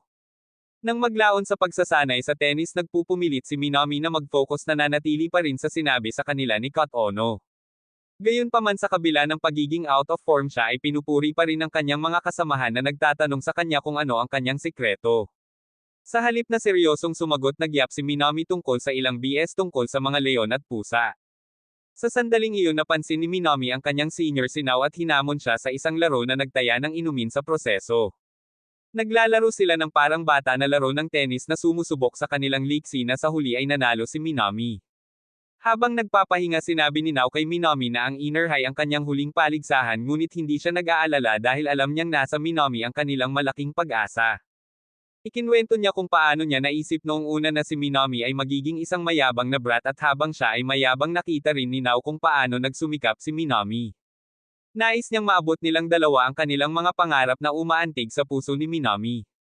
Nagbiro siya tungkol sa motivational speech ni Nao at naguguluhan siya kaya hinamon niya si Minami sa isang rematch. Pagkatapos na balitaan ni Minami na si Nao ay hindi nakatanggap ng anumang mga scholarship sa kolehiyo kaya pagkatapos niyang makapagtapos kailangan niyang huminto sa paglalaro ng tennis at makakuha ng trabaho. Ipinapaalala nito kay Minami ang unang pagkakataon na nakilala niya si Nao kung saan mainit niyang binati si Minami at inanyayahan siyang makipaglaro sa kanya na nagtapos sa tagumpay ni Minami. Ngayon walang ibang gusto si Minami kundi palayasin si Nao gamit ang gintong medalya at ginawa niya itong misyon niya. Pag-uwi tinawagan ng dalaga si Arata para sa isang bagay at may sinabi ito sa kanya tungkol kay Minami. Hinarap ni Arate si Minami na nag-eehersisyo at nabigla siya sa paglapit nito sa kanya. Biglang idineklara ni Arata ang kanyang sarili bilang kanyang tagapagsanay at habang siya ay tumatawa tungkol sa kung paano hindi niya kailangan ang isa ipinahayag niya na alam niya na siya ay nasugatan. Sinabi niya sa kanya na nakita siya ng katulong na nagtetaping sa kanyang mga bukong-bukong at balak ni Arate na manatili sa tabi niya sa panahon ng kanyang pagsasanay. Samantala nasa kwarto niya si Uka iniisip pa rin ang sinabi sa kanila ni Kot Ono at habang gusto nilang maniwala na hindi seryoso si Kot Ono binalaan sila ni Siha na dahil hindi na sila magkadugo dapat seryosohin ang deklarasyon ng pagmamahal ni Kot Ono kay Arate na hanggang ngayon ay iniisip pa rin ni Uka. Bumalik sa gym tinulungan ni Arate si Minami na mag-stretch para tumulong sa pinsala. Ipinaalala nito sa kanya ang mga panahong nag-iinat sila noon ngunit hindi tulad ng dati napapansin niya kung gaano nagbago ang katawan ni Minami mula sa kanyang malambot na balat hanggang sa kanyang malambot na matambok. Mabilis niyang naalis sa isip niya ito sa pamamagitan ng pagtatanong kay Minami kung sinabi niya sa kanyang koponan ang tungkol sa kanyang bukong-bukong at sinabi niya sa kanya na hindi pa niya nasabi. Sinubukan siyang pagalitan ni Arato ngunit ipinahayag ni Minami kung paano niya gustong manalo sa Interhigh hindi lamang para sa kanyang sarili kundi para din sa isang taong mahalaga. Pagkatapos niyang mag-inat inikat niya ang mesa at iniunat si Arata. Kapag itinulak niya ang sarili sa kanyang likuran nararamdaman niya ang mga banal na katangian nito na tumutulak sa kanyang ngunit sa kanyang pagtataka na pagtanto niyang hindi niya ito napapansin. Pagkalabas ng gym naabutan ni Arate si Kot Ono na nanlamig sa kinatatayuan nang makita siya. Napagtanto niya na ito ang unang pagkakataon na mag-isa sila pagkatapos ng masayang insidente sa banyo. Tinanong niya siya kung nag-iisa lang siya kay Minami dahil nag-aalala siya na baka sabihin niya sa kanya ang tungkol sa kanyang deklarasyon at sinabi niya sa kanya na siya nga. Itinulak at tinanong ni Kot Ono kung kakaiba ang kinikilos ni Minami at natarante si Arate pagkatapos ng stretching session na katatapos lang niya ngunit sinabi niya sa kanya na hindi siya ganoon. Tinanong ni Arate si Kot Ono kung may alam siya ngunit natarante siya at mabilis na tumakbo palayo sa kanyang silid. Makalipas ang mga araw sumabak si Minami sa semifinal ng Interhigh at nasa isip niya ang kanyang senior nilalabanan niya ang kanyang sakit at nanalo sa laban na ipinadala siya at ang kanyang koponan sa finals. Sa labas ng bus binabati siya ng team sa pagdalo sa kanila sa finals ngunit habang naglalakad siya sa loob nakaramdam si Minami ng matinding sakit sa kanyang bukong-bukong at ngayon ay napansin niya ito. Sa bahay patuloy na tinutulungan ni Arate si Minami na iunat ang kanyang bukong-bukong ngunit ipinaalam ni Minami kay Arate na pagkatapos niyang sabihin sa kanyang coach ang tungkol sa kanyang mga isyu sa bukong-bukong nagpa siya ang coach na magtalaga kay Minami ng isang pribadong tagapagsanay upang tulungan siya. Napagtanto ni Arate na siya ay tatanggalin pagkatapos ng finals ngunit pinasalamatan siya ni Minami sa kanyang tulong sa ngayon. Sa kanyang silid inilagay ni Arata ang lahat ng mga libro na mayroon siya tungkol sa pag-stretch na pagtatanto na hindi ito kailangan sa ngayon. Kinaumagahan si Arata at ang kanyang pin-8 na abs ay pumasok sa walking fan service pantry na nag-aalmusal. Sinusubukan niyang balon siya tungkol sa pagkain lamang ng cereal sa umaga ngunit tinutokso siya nito na sinasabi na kung siya ay tumaba kailangang tulungan siya ng malaking Arate na gumawa ng mainit na cardio ng magkasama. Tinanong siya ni Arato kung nag-almusal na si Minami ngunit sinabi sa kanya ni Banri na hindi niya ito nakita buong araw. Sa sandaling iyon lumitaw si Seiya nagtatanong din tungkol sa kinaroroonan ni Minami na ikinagulat nila. Kapag nagpakita ang iba tinanong nila sila kung alam nila ang kinaroroonan ni Minami na hindi nila alam ngunit sa kanilang pagkabigla ipinaalam sa kanila ni Seiya na nandoon pa rin ang mga sapatos na pang-tennis ni Minami na nangangahulugan na si Minami ay wala sa kanyang koponan sa finals at siya ay nawala. Mabilis nilang hinanap si Minami sa kanyang silid at kapag hindi nila ito mahanap nag-aalala sila tungkol sa kanya. Biglang nagulat si Minami na kagagaling lang niya sa convenience store. Kapag tinanong nila siya tungkol sa kanyang Interhigh final hindi niya ito pinapansin na sinasabing kontrolado niya ito. Tinanong nila si Cheyenne kung may alam siya at sinabi niya sa kanila na hindi niya alam. Nakaramdam ng pag-aalala si Arate kaya nagpunta siya sa kanyang silid, inaasahan na siya ay maluha-luha ngunit sa kanyang sorpresa si Minami ay masayang kumakain na parang isang matabang baboy na nagsasaya sa kanyang buhay. Ipinahayag ni Arato kung gaano siya nag-aalala para sa kanya at ibinunyag niya na pagkatapos matuklasan ng kanyang coach na siya ay nasugatan siya ay tinanggal sa koponan upang maiwasan niyang ipagsapalaran ang kanyang magandang kinabukasan. Tinanong siya ni Arato kung okay lang ba siyang hindi ipaglaban ang isang taong mahalaga sa kanya at tinalikuran siya ni Minami, sinabing wala siyang pagpipilian. Nang malapit nang umalis si Arato, lumingon siya sa likod at nakita niya si Minami na nakangiti sa kanya ng kalahating puso. Paglabas niya, bumungad si Cheyenne para harapin siya at ibinunyag niya ang isang bagay na hindi niya sinabi kahit kanino. Sinabi niya kay Arate na kaninang umaga sa labas ng bahay nakita niya si Minami na umiiyak mag-isa, iniiwasan ang sinuman na makakita sa kanya at pinili ni Cheyenne na magpanggap na hindi ito nakikita dahil alam niya na ayaw ni Minami na mag-alala ang iba habang sa kaibuturan niya nasasaktan siya ng husto. Matapos marinig iyon, pumasok si Arate sa silid ni Minami at dinala siya sa labas kung saan naghihintay si Uka at ang iba pa para kay Minami para masuportahan siya ng lahat para sa kanyang tennis final. Habang papunta sila doon, habang ang iba ay nag-aalala na mahuhuli sila, si Minami ay nawala sa pag-iisip. Inaalala ang sandali na siya ay tinanggal sa koponan pagkatapos sabihin ni Nao sa coach ang tungkol sa kanyang pinsala. Dahil sa kanyang pag-aalala, nakiusap si Minami sa kanila na hayaan siyang makipagkompetensya na isiniwalat kung paano niya nalaman na ito ang huling sayaw ni Nao sa tennis at nais na ito ay maging isang tagumpay para sa kanya. Niyakap ni Nao si Minami, nagpasalamat sa kanya ngunit nais ni Minami na huwag ipagsapalaran ang kanyang pinsala para sa kanyang sariling kinabukasan. Sinabi ni Arate kay Minami na hindi siya sigurado kung ginawa nila ang tamang desisyon at hiniling kay Minami na ay forfeit kung may mali. Hiniling din niya sa kanya na huwag nang magsinungaling sa kanila o sa kanyang sarili kailanman. Samantala ang koponan ni Minami ay natalo sa doubles competition, na iwan lamang ang single competition upang magbalik ng ginto para kay Nao at sa kanyang koponan. Pagbalik sa sasakyan, nagpanik ang lahat dahil naipit sila sa traffic at pinag-iisipan ni Arato kung ano ang gagawin para makarating doon.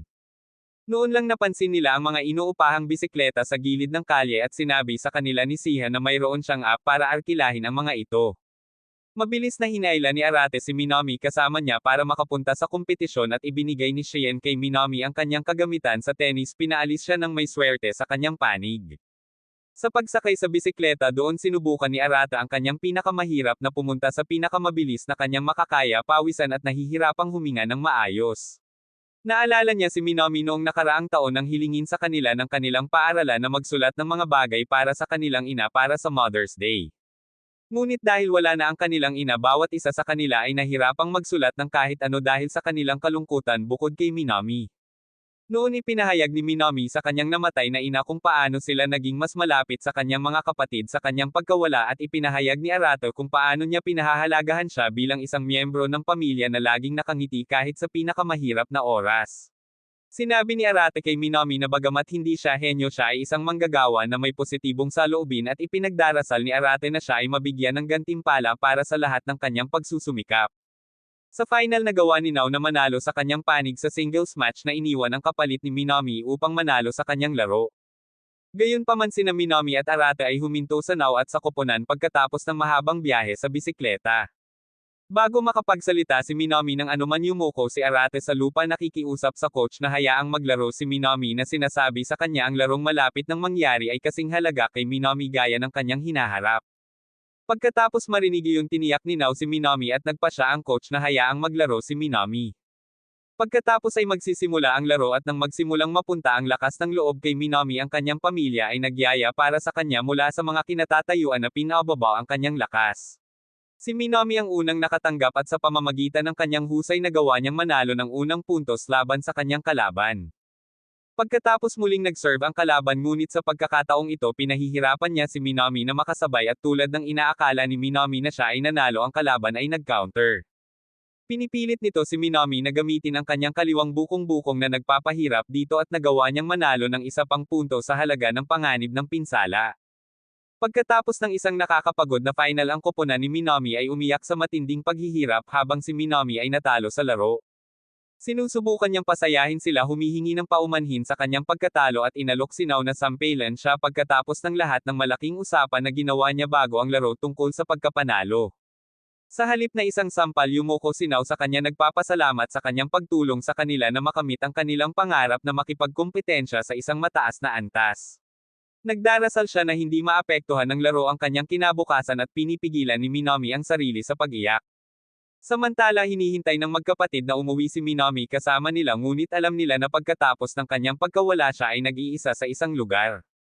Hinanap siya ni Arata at nakita siyang nakaupo sa isang bench. Kapag nakita niya siya pinahiya ni Minami ang kanyang sarili na sinasabi kung paano niya pinahintulutan silang makita siyang napahiya at pinasalamatan pa siya ng sarili niyang koponan sa kabila ng pagkatalo. Nagpapasalamat siya sa kanya at sa iba pa sa pagdala sa kanya doon at handa siyang magpatuloy sa susunod na kabanata pagkatapos ng kanyang pagkawala. Gayunpaman hinayla siya ni Arata para yakapin at sinabihan siyang itigil ang pagsisinungaling sa sarili hindi habang siya ay nasa yakap ng kanyang kapatid. Nagsimulang magtanong si Minami kung ano ang kailangan niyang gawin para maging sapat siya simula sa pagiging pinakamahusay na manlalaro ng tennis hanggang sa manalo sa Wimbledon at masira ang mga record. She desperately wants to know what she need to do to become stronger so she won't lose again in the crucial moment and Arata assures her that in time she will be strong. At iniiyak ni Minami ang kanyang puso sa yakap ni Arata. Mga araw pagkatapos ng pagkawala malalim ang iniisip ni Minami na aalala pa rin kung paano lumaban ng husto si Arata para sa kanya at niyakap siya pagkatapos ng kanyang pagkawala na nagpaparamdam sa kanya ng kirot sa loob. Samantala nakikipagtalo si Uka sa lahat tungkol sa kung paano siya naniniwala na ang isa sa mga dula ni Minami ay dinaya at dapat ay nakakuha siya ng isang punto na maaaring magpalit ng momentum sa kanyang pabor. Tinanong niya si Arata para sa kanyang opinyon at tinanggihan niya ito sinabi na ang mahalaga ay wala nang pinagsisisihan ngayon si Minami. Lumabas si Minami sa kaguluhan at hindi niya magawang tingnan si Arata sa kanyang mga mata. Humihingi ng opinyon si Uka sa kanya at sa inis niya wala nang pakialam si Minami sa laro at mas nagpapasalamat siya na hindi niya pinalala ang kanyang injury. Umupo si Minami sa harap mismo ni Arata at binibigyan niya ito ng mga payo kung ano ang gagawin sa kanyang pinsala at habang tumugon si Minami sa kanya hindi siya lumingon para tingnan siya. Tinatanggihan pa rin ni Uka ang resulta gamit ang isang bola ipinahayag ni Uka na ipapakita niya kung ano ang aktwal na nangyari naniniwala pa rin na dapat nanalo si Minami. Ikinawi niya ang bola sa kanyang pagkabigo habang iniisip ng aso na siya ay humihiling na maglaro. Biglang dumulas ang bola at tumungo patungo kay Minami na nanganganib na tumalon ang aso sa kanya ngunit si Arata ay pumasok at sinalo ang bola upang iligtas si Minami na siyang nagpatayo sa kanya at tinupi siya na parang isang upuan sa damuhan. Pinagalitan niya si Uka sa hindi pag-iingat at tinanong si Minami kung okay lang siya. Sa sandaling iyon naalala ni Minami kung paano ipinahayag ni Uka at Kot Ono ang kanilang pagmamahal para kay Arata at nagsimula siyang mag-isip kung ang kirot na nararamdaman sa kanyang puso ay ang parehong damdamin na mayroon ang kanyang mga kapatid na babae. Nang maglaon ng gabing iyon pinag-iisipan ng husto ni Kot Ono ang tungkol sa kanyang mga pag-amin kay Arata nang kumatok si Oka sa kanyang pintuan humihiling na pag-usapan ang tungkol sa isang bagay. Pumasok siya sa loob at nag-chit-chat tungkol sa kung gaano kaganda ang hitsura ng kanyang kwarto na akma sa kanyang aesthetic ngunit hindi interesado si Kot Ono sa maliit na usapan at hinihiling sa kanya na makarating sa punto. Hinarap ni Uka si Kot Ono tungkol sa kanyang pag-amin kay Arata at tinanong siya kapatid na babae na makipag-usap sa kanya si Kot Ono kung kailangan niya ng makikinig. Sa halip na sumagot ibinunyag ni Kot Ono kung paano niya nalaman na ipinagtapat din ni Uka ang kanyang damdamin kay Arata sa kanilang paglalakbay at kung paano niya ito nakitang kasama si Arata na nakayuko sa sahig sa game room. Napagtanto ni Uka na ang kanyang ginawa ay nagtulak kay Kot Ono na ipahayag ang kanyang pagmamahal para kay Arata sa harap nila at sinabi niya kay Kot Ono na hindi niya naiintindihan. Sinabi niya kay Kot Ono na sinabi niya kay Arata na mahal niya siya bilang kanyang dating kambal na kapatid at walang nangyari sa game room na nakita rin ni Kot Ono. Labis na naging malapit si Kot Ono at tinanong si Uka kung talagang hindi niya mahal si Arata at nang sabihin niya kay Kot Ono na hindi siya nakita niya kung gaano kagaan ang pakiramdam ni Kot Ono. Humingi siya ng paumanhin kay Uka dahil sa hindi pagkakaunawaan ngunit nang lumabas si Uka sa silid hindi niya maiwasang isipin si Arata. Nang maglaon natarante si Banri at nakiusap sa sinuman sa kanyang mga kapatid na sumama sa kanyang nursing school para sa isang bagay at kapag wala sa kanila ang makakatulong sa kanya bumaling siya sa kanyang matandang mapagkakatiwalaang kapatid na si Arata. Pagkatapos dumaan sila sa seguridad sa nursing school ni Banri at ipinahayag niya kung gaano siya natatakot na pumunta doon ng mag-isa dahil sa kanyang takot sa mga multo. Nagsimulang magsalita si Arata tungkol sa hitsura ng kanyang paaralan at si Banri ay nagsimulang matakot na nagmamakaawa sa kanya na patumbahin ito. Nalilito si Eret kung bakit niya napili ang nursing school ngunit nang tanungin niya si Banri tungkol dito hindi siya sumasagot. Biglang isang malakas na putok ang nangyari at si Banri ay kumapit kay Arate sa pag-aakalang ito ay isang multo ngunit sinabi sa kanya ni Arate na ito ay hangin lamang na tumatama sa mga bintana. Sa kanyang braso hindi maiwasan ni Arate na maramdaman ang marshmallow sa kanya at sinubukang humiwalay ngunit mas natakot si Banri kaya't mas pinisil niya ito pinilit si Arate na kaladkarin siya. Bigla siyang hinailan ni Arate mula sa likuran at isinara ang kanyang bibig sinabihan siyang tumahimik. Sa sandaling iyon dumaan ang isang security guard at nagtataka siya kung bakit kailangan nilang magtago samantalang si Banri ay isang estudyante doon. Sa sandaling iyon tinawag siya ni Banri at napagtanto niya na sa buong oras na ito itinulak niya ang kanyang mga kamay sa kanyang nakakatuwang mga unan at mabilis niya itong binitawan. Ipinapaalala nito sa kanya kung paano sila naglalaro at nakikipag-ugnayan sa pisikal ngunit ngayon ay tunay na napagtanto niya kung gaano ito naiiba sa kung gaano kakapal at malambot ang naging Banri. Pagkatapos nakarating sila sa kanilang destinasyon ang club room ni Banri at sa wakas ay nahanap niya ang nakalimutan niya sa paaralan kanina ang kanyang mga handmade na manika na binalak niyang tapusin sa araw na iyon. Tinanong siya ni Arato kung ano ang mga ito at sinabi sa kanya ni Banri ang isang kwento tungkol noong una siyang pumasok sa nursing school. Dinala siya upang suriin sa isang ospital. Doon nakita niya ang mga bata na matagal na na-hospital ang iba sa kanila ay masayang naglalaro at ang iba ay nakaupong nanlulumaw sa sulok. Pagkatapos ay nakita niya ang ilang mga mag-aaral na pinasaya ang maliit na malungkot na bata at ibinalik ang kanyang kalooban na naging mga boluntaryo mula sa kanyang paaralan. Pagkatapos niyang makita iyon nag-apply siya sa volunteer club sa kanyang paaralan para magawa niya ang parehong bagay at para ang lahat ng mga bata ay hindi kailanman lumabas ng ospital na walang dala na may hawak na manika. Sinabi ni Banri kay Arate na ang dahilan kung bakit siya nag-apply sa isang nursing school ay mga taon na ang nakalilipas kapag binisita niya ang kanilang may sakit na ina palagi siyang umiiyak ng mag-isa tuwing kailangan niyang iwan siya. Noon ay dumating ang isang nurse upang pasayahin siya at doon niya nalaman na gusto niyang maging eksaktong katulad ng nurse na nagpasaya sa isang malungkot na batang babae.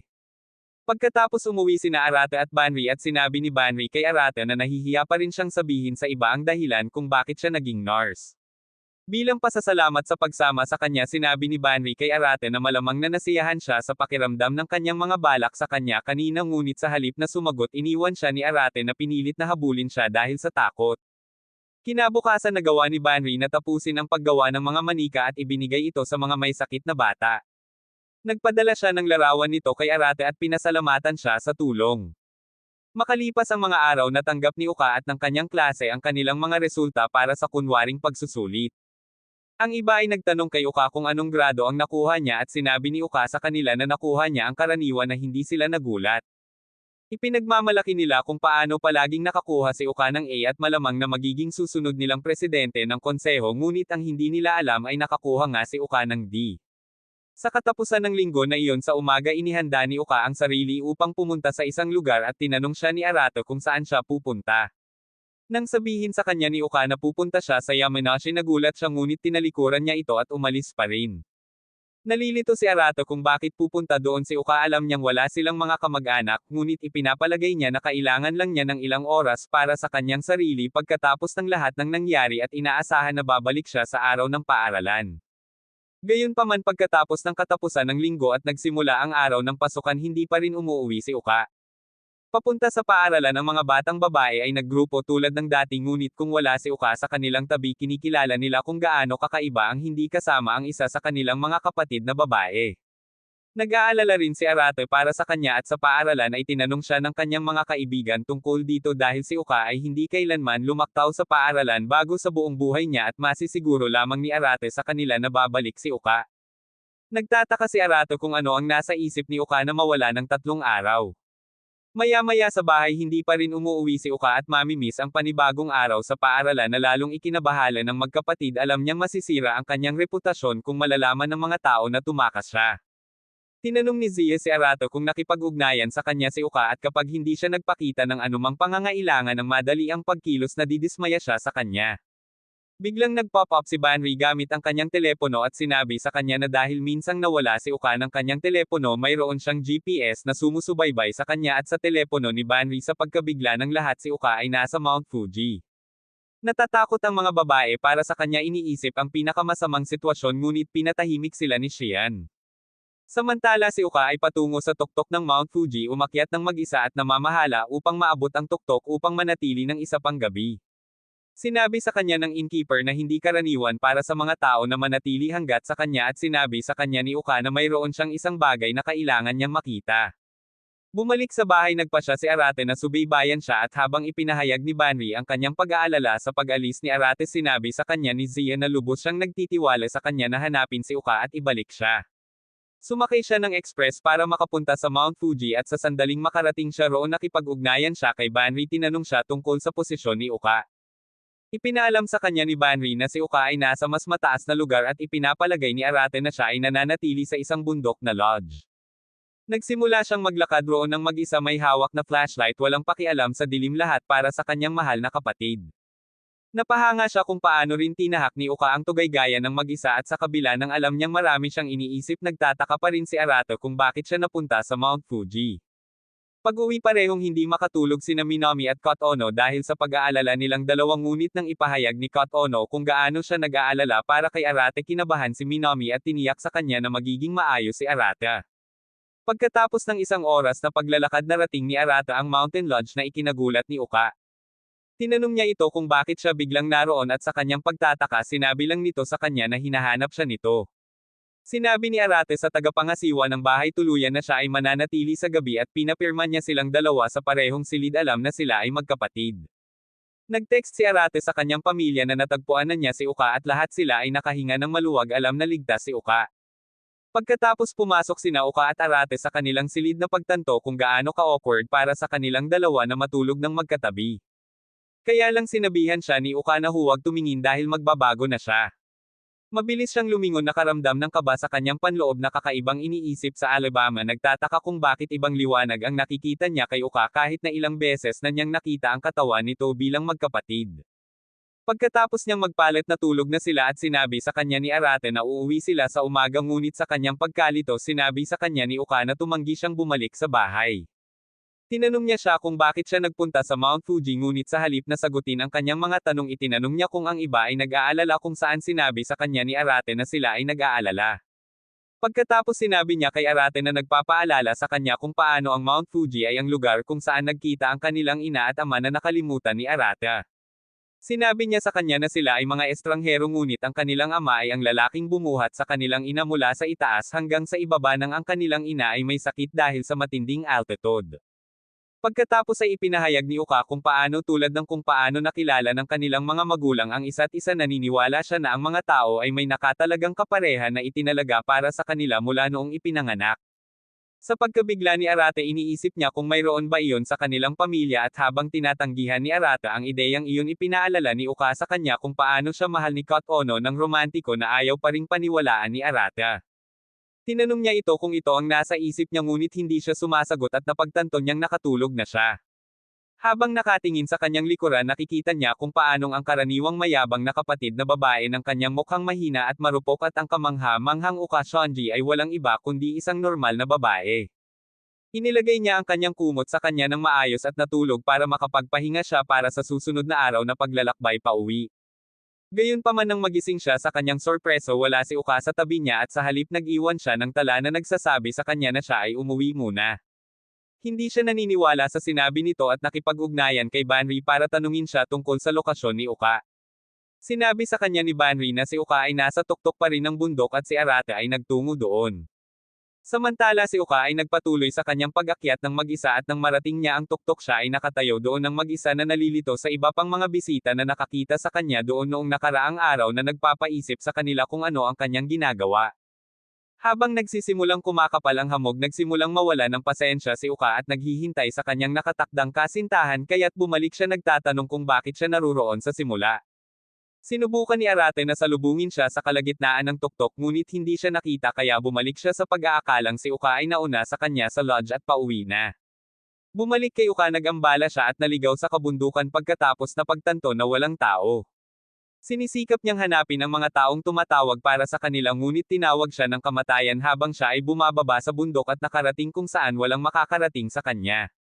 Napagtanto niya na ang kanyang binti ay lubhang nasugatan at desperadong sumisigaw ng tulong. Bumalik kasama si Arate, sinabi sa kanya ng innkeeper na hindi pa bumabalik si Uka at nandoon pa rin ang kanyang bagahe.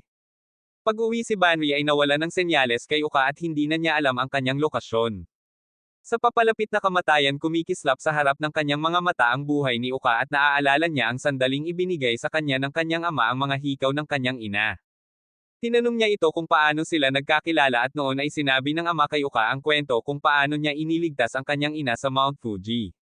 Para sa kanya, ang kanyang ama ay parang isang prinsipe na nakilala ang kanyang prinsesa sa pinakamataas na rurok ng Japan at tiniyak ng ama si Uka na isang araw ay mahahanap niya ang kanyang prinsipe. Pagkatapos ay nagising si Uka na pagtantong nakatulog siya saglit. Napagtanto niya na ang kanyang buhay ay nasa panganib, ngunit hindi niya nakikita kung gaano ito kahalaga dahil muli siyang nagdulot ng problema sa kanyang pamilya. Tiningnan niya ang hikaw na ibinigay sa kanya ng kanyang ama at nahulog ito mula sa kanyang kamay. Nagpupumilit siyang hanapin ito sa hamog, ngunit may nakita siyang liwanag na sumasalamin dito na tumutulong sa kanya na maibalik ito. Mabilis siyang tumangala para hanapin ang pinanggagalingan ng liwanag at doon ay nakita niya si Arata, ang kanyang prinsipe, na nagpapaalala sa kanya ng sinabi sa kanya ng kanyang ama tungkol sa kapalaran. Ilang taon na ang nakararaan sa tuwing may mailalabas o mapag-uusapan si Uka, lagi niyang kinakausap ang kanyang ama tungkol dito at laging handang makinig ang matanda na may ngiti sa labi. Ngunit pagkatapos ng nangyari kamakailan, hindi na nagawa ni Uka ang parehong bagay. Kahit na tinanong siya ng kanyang ama tungkol dito, nabigla siya. Bumalik sa Mount Fuji, nakita ni Arata ang pinsala sa binti ni Uka at nang walang laktawan sinabihan niya itong sumakay sa kanyang likod para mabuhat niya siya. Sinubukan niyang kumilos ng matigas, sinasabing kaya niyang maglakad mag-isa, ngunit sinabihan siya ni Arata na patumbahin ito at sumakay sa kanyang likuran. Samantala ang iba pang mga kapatid ay labis na nababalisa, hindi alam kung ano ang nangyayari sa bundok, kaya't kahit ang kanilang ama ay kinansela ang kanyang pagpupulong at pauwi na.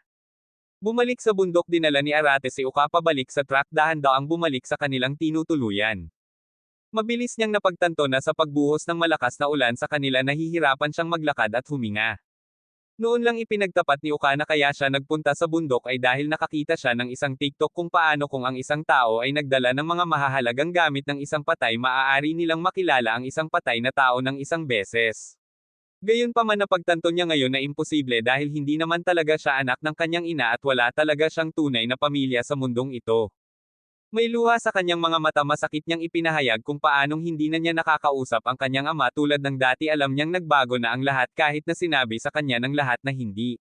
Sa pagbaba ng kanyang mga grado at puno ng kanyang isip, hindi na niya alam kung ano ang gagawin. Mula sa sarili niyang puso, sinabi ni Arate kay Uka na sa kabila ng nangyari, kambal pa rin niya ito, kaya naman nahanap niya ito.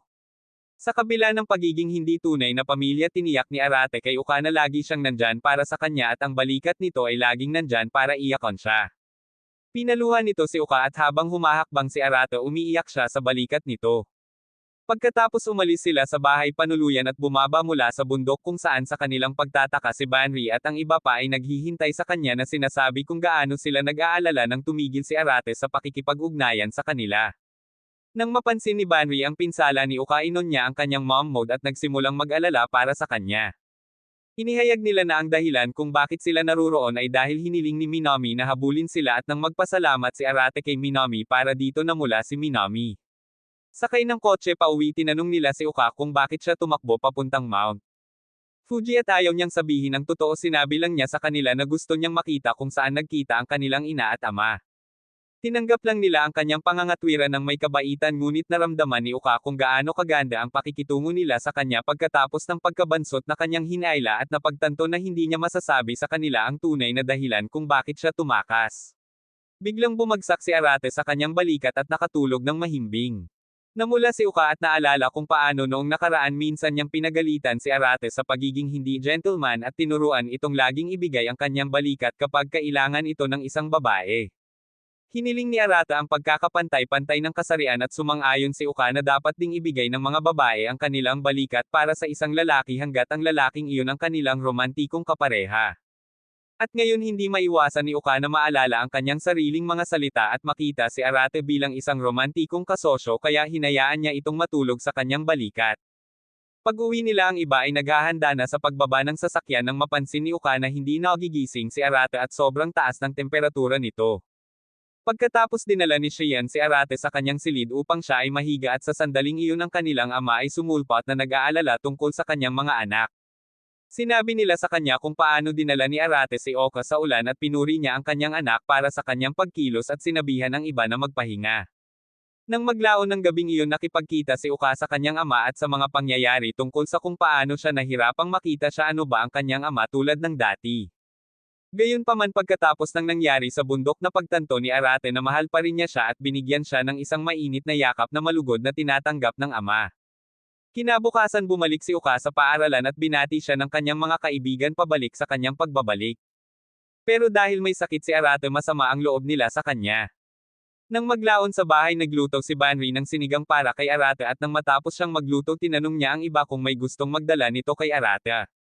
Sina Minami at Kotono ay parehong mabilis na gustong kunin ang papel na iyon at pareho silang nagtataka kung bakit ang isa ay nasa sabik na dalhin ang lugaw kay Arate. Hiniling ni Banri kay Minami na dalhin ito kay Arate at ibinulong kay Minami kung paano siya nag-aalala na si Kotono ay maaaring maging freaky sa silid ni Arate hindi alam na gusto ni Minami na gawin ang parehong. Pagkatapos nagpakita si Oka at itinuro ni Siha kung paano siya dapat na mag-alaga kay Arate pagkatapos ng ginawa nito para sa kanya ngunit tinalikuran sila ni Oka na sinasabi na ang muscular idiot ay dapat na maayos. Siya ay umalis upang maligo iniisip kung ano ang dapat niyang gawin at kapag siya ay natapos sinabi niya sa iba na ang banyo ay libre at palihim na pumunta sa silid ni Arate sinabi na siya ay kukuha ng sinigang na mangkok. Nang pumasok si Oka sa silid humingi siya ng tawad sa nangyari at ipinahayag kung gaano siya kasaya na dumating si Arate upang iligtas siya. Sinabi niya kay Arate na isa sa mga bagay na gusto niyang itanong sa kanilang namatay na ina ay kung okay lang ba sa kanya na mahalin siya ngunit sa kabila ng hindi pagkikita ng kanilang ina alam na niya ngayon ang kanyang nararamdaman para sa kanya pagkatapos kung paano siya iniligtas at inaliw nito habang ang iba naman ay nagloloko sa ibaba na hindi alam ang nangyayari. Pagkatapos ay kinuha niya ang mangkok ng lugaw at lumabas ng silid sinabi na babalik siya mamaya ngunit lingid sa kanyang pag-alis si Arate ay gising na gising iniisip kung ano ang nangyayari sa Alabama. Makalipas ang ilang araw para makalanghap ng sariwang hangin bumisita si Arate at ang iba sa holiday villa ng kanilang pamilya isa na natatandaan ni Arate na dati nilang binibisita tuwing holiday ngunit sa pagkakataong ito ay wala ang kanilang ama kaya ang magkapatid na lang. Nang maisip ni Arate ang kanilang karaniwang sleeping outline sumulpot si Banri mula sa likuran tinutokso siya tungkol sa pag-alog ng kama kasama niya at pinagalitan siya ni Arate para sa mga masamang ideya ng plot. Pagkatapos kapag tinitingnan niya si Oka hindi niya maiwasang maalala kung paano siya hinalikan nito pagkatapos niyang isipin na natutulog ito. Tinanong niya kung ano ang ibig sabihin ni Oka nang sabihin nito na gusto niya siya ngunit sa sandaling iyon ay napansin ni Oka na malalim ang iniisip ni Arate kaya pinuntahan niya ito at tinanong kung okay lang siya. Sinubukan niyang yakapin siya ngunit nang mapansin niya ang mga labi nito ang parehong mga humalik sa kanya nagsimula siyang sabunutin at tumakbo palayo. Maya-maya si Arate ay nasa kalagitnaan ng kanyang naiisip na shower nang biglang pumasok si Cheyenne sinabi kay Arate na nakalimutan niyang isara ang pinto. Tinanong siya ni Arate kung saan siya nagpunta at sa kanyang pagtataka inamin ni Cheyenne na hinanap niya ang kanyang tunay na mga magulang at siya ang nagmungkahi ng paglalakbay na ito upang makamit niya ang layuning iyon. Gayunpaman ipinaalam niya sa kanya na nabigo siyang mahanap ang mga ito. Tinanong niya si Arate kung curious din ba siya tungkol sa kanyang tunay na mga magulang at ipinahayag ni Arate kung paano habang siya ay may interes nakikita lang niya ang kanilang ama bilang kanyang ama dahil naniniwala siya na hindi tinutukoy ng dugo ang pamilya ng isang tao. Pagkatapos marinig iyon sinabi ni Cheyenne kay Arate na tapos na niyang hanapin ang kanyang mga tunay na magulang at ngayon ay may hawak na kaparehong damdamin gaya ni Arate na nakikita ang kanyang kasalukuyang pamilya bilang kanyang tunay na pamilya. Kinaumagahan habang tulog ang iba maagang nagising si Oka na pagtanto na wala na si Arate at nasa tent na siya ng sauna nagpapainit ng sarili. Gayunpaman dahil sa pag-iisip tungkol sa paghahanap ni Cheyenne sa kanyang pamilya at sa pag-amin ni Oka nag-overheat siya at lumabas ng tent at nakita niya si Oka na naghihintay sa kanya na lalong nagpainit sa kanya. Lumilipad ang kanyang isip sa pagiging malapit ni Oka sa kanya lalo na pagkatapos nitong pilit na lumapit sa kanya hindi niya alam na gising siya sa kanilang halikan. Noon lang niyaya niya itong pumasok sa sauna kasama niya para sa isang endurance test. Pero ramdam na ramdam niya ang awkwardness na sinasabi niyang pumunta siya mag-isa. Ngunit sa kanyang sorpresa nagpa siya itong umupo na lang sa tabi niya na lalong nagpapagulo sa kanya alam kung ano ang nararamdaman niya para sa kanya. Mabilis niya itong pinapagawa sa endurance test at pareho silang pumasok sa sauna tulad ng dati ngunit hindi tulad noon ay hindi mapigilan ni Arate na titigan ang mga balak niyang unti-unting pinagpapawisan dahil sa init. Biglang tinanong niya siya kung nagpaplano siyang magkaroon ng kasintahan at dahil ayaw niyang gawing mas awkward pa sinabi niya sa kanya na hindi siya interesado sa ngayon. Dahil hindi nakayanan ng init lumabas si Arate sa sauna na ikinabahala ni Uka at tinanong niya ito kung hindi na ba siya nagsisim para kilala ang matagal na niyang crush. Kapag naiisip niya ito ay ipinapahayag niya kung paano sa kabila ng kanyang kasaysayan sa kanya wala na siyang nararamdaman para kilala at hindi na siya nakakaawa para magpumilit na mag-move on. Nang marinig iyon ni Uka natuwa siya at tumakbo upang maligo kung saan sumasalungat siya sa sarili niyang damdamin at kilos kung saan gusto niyang mapalapit kay Arate at makasama ito. Naaalala niya ang lahat ng pagkakataong kasama niya si Arate sa sauna tinanong siya kung may crush siya sa isang tao. Pero ngayon niya lang napagtanto na noon pa man ay nagkaroon na siya ng damdamin para rito. Bumalik kay Arate na isip niya na ang nararamdaman ni Uka para sa kanya ay kapareho ng kay Kot Ono kaya nagpasya siyang gumawa ng isang bagay tungkol dito. Biglang sumulpot si Minami at inanyayahan siyang pumunta sa isang lugar. Sa kanyang sorpreso pumunta sila sa isang hardin ng bulaklak na sa Arate ay hindi sa isang lugar na karaniwang pinupuntahan ni Minami. Ngunit kung isasaalang-alang na siya ay isang babae nakikita niya na maaaring may interes ito dito at napansin ang mga pagbabago sa kanya tulad ng pagsusuot ng palda upang maging mas girly. Gayunpaman kapag tumingin siya sa paligid nakikita niya ang lahat ng mga mag-asawa na nakikipag-date doon at nagtataka siya kung bakit pinili ni Minami na pumunta doon. Bigla niyang tinanong si Arato kung ano ang magiging ideal na asawa niya na ikinagulat niya at nagbigay siya ng pangunahing sagot sa isang taong makakasama niya. Ang tanong nito ay nagpapaalala sa kanya ng lahat ng mga tanong ni Uka sa kanya noon na ikinalilito niya. Biglang napansin ni Arate na ang palda ni Minami ay mayroon pa ring tag ng presyo at kapag sinubukan niyang haburin ito pumunta siya upang tulungan siya. Kapag nagpupumilit siyang gawin iyon sinabi niya sa kanya na kakagatin niya ito at naiwang naguguluhan siya habang kinakagat ni Arate ang tag ng presyo sa kanya. Pagkatapos nasiyahan sila sa kanilang paglalakbay sa parke kumukuha ng mga larawan upang gunitain ang kanilang paglalakbay at hindi nagtagal lumipas ang 2 oras. Iminumungkahi ni Arate kay Minami na dapat silang umuwi at bigla niyang sinabi sa kanya na siya ay umiibig sa isang tao. Sa kabila ng hindi alam kung sino ito ipinahayag ni Arate kung gaano siya kasaya para sa kanyang nakababatang kapatid na babae. At nang ikwento niya ang nangyari na pagtanto niya na nagsasanay siya ng isang petsa sa pamamagitan ng paggamit sa kanya bilang kanyang kasama sa pagsasanay. Ipinahayag niya kung gaano talaga kakatulong ang kanilang paglalakbay at tumakbong palayo na naguguluhan upang bumili ng ilang paninda. Doon bumibili siya ng magkatugmang paninda para sa kanya at kay Arato upang ipakita kung gaano siya nagpapasalamat at ang mahalaga lang sa kanya ay kung gaano kasaya ang kanyang nakababatang kapatid na babae. Ngunit kapag naaalala niya kung paano sinabi sa kanya ni Minami na siya ay may mahal sa isang tao hindi niya maiwasang maalala ang pag-amin ni Uka na nakakakuha ng kanyang utak na magsimulang manginig. Kinabukasan ay pumunta ang magkapatid sa isang talon para lumangoy tulad ng mga nakaraang araw basang-basa at naka-swimsuit. Ang ilan ay umiiwas sa likod ng mga babae iniisip na narito sila para sa isang shoot.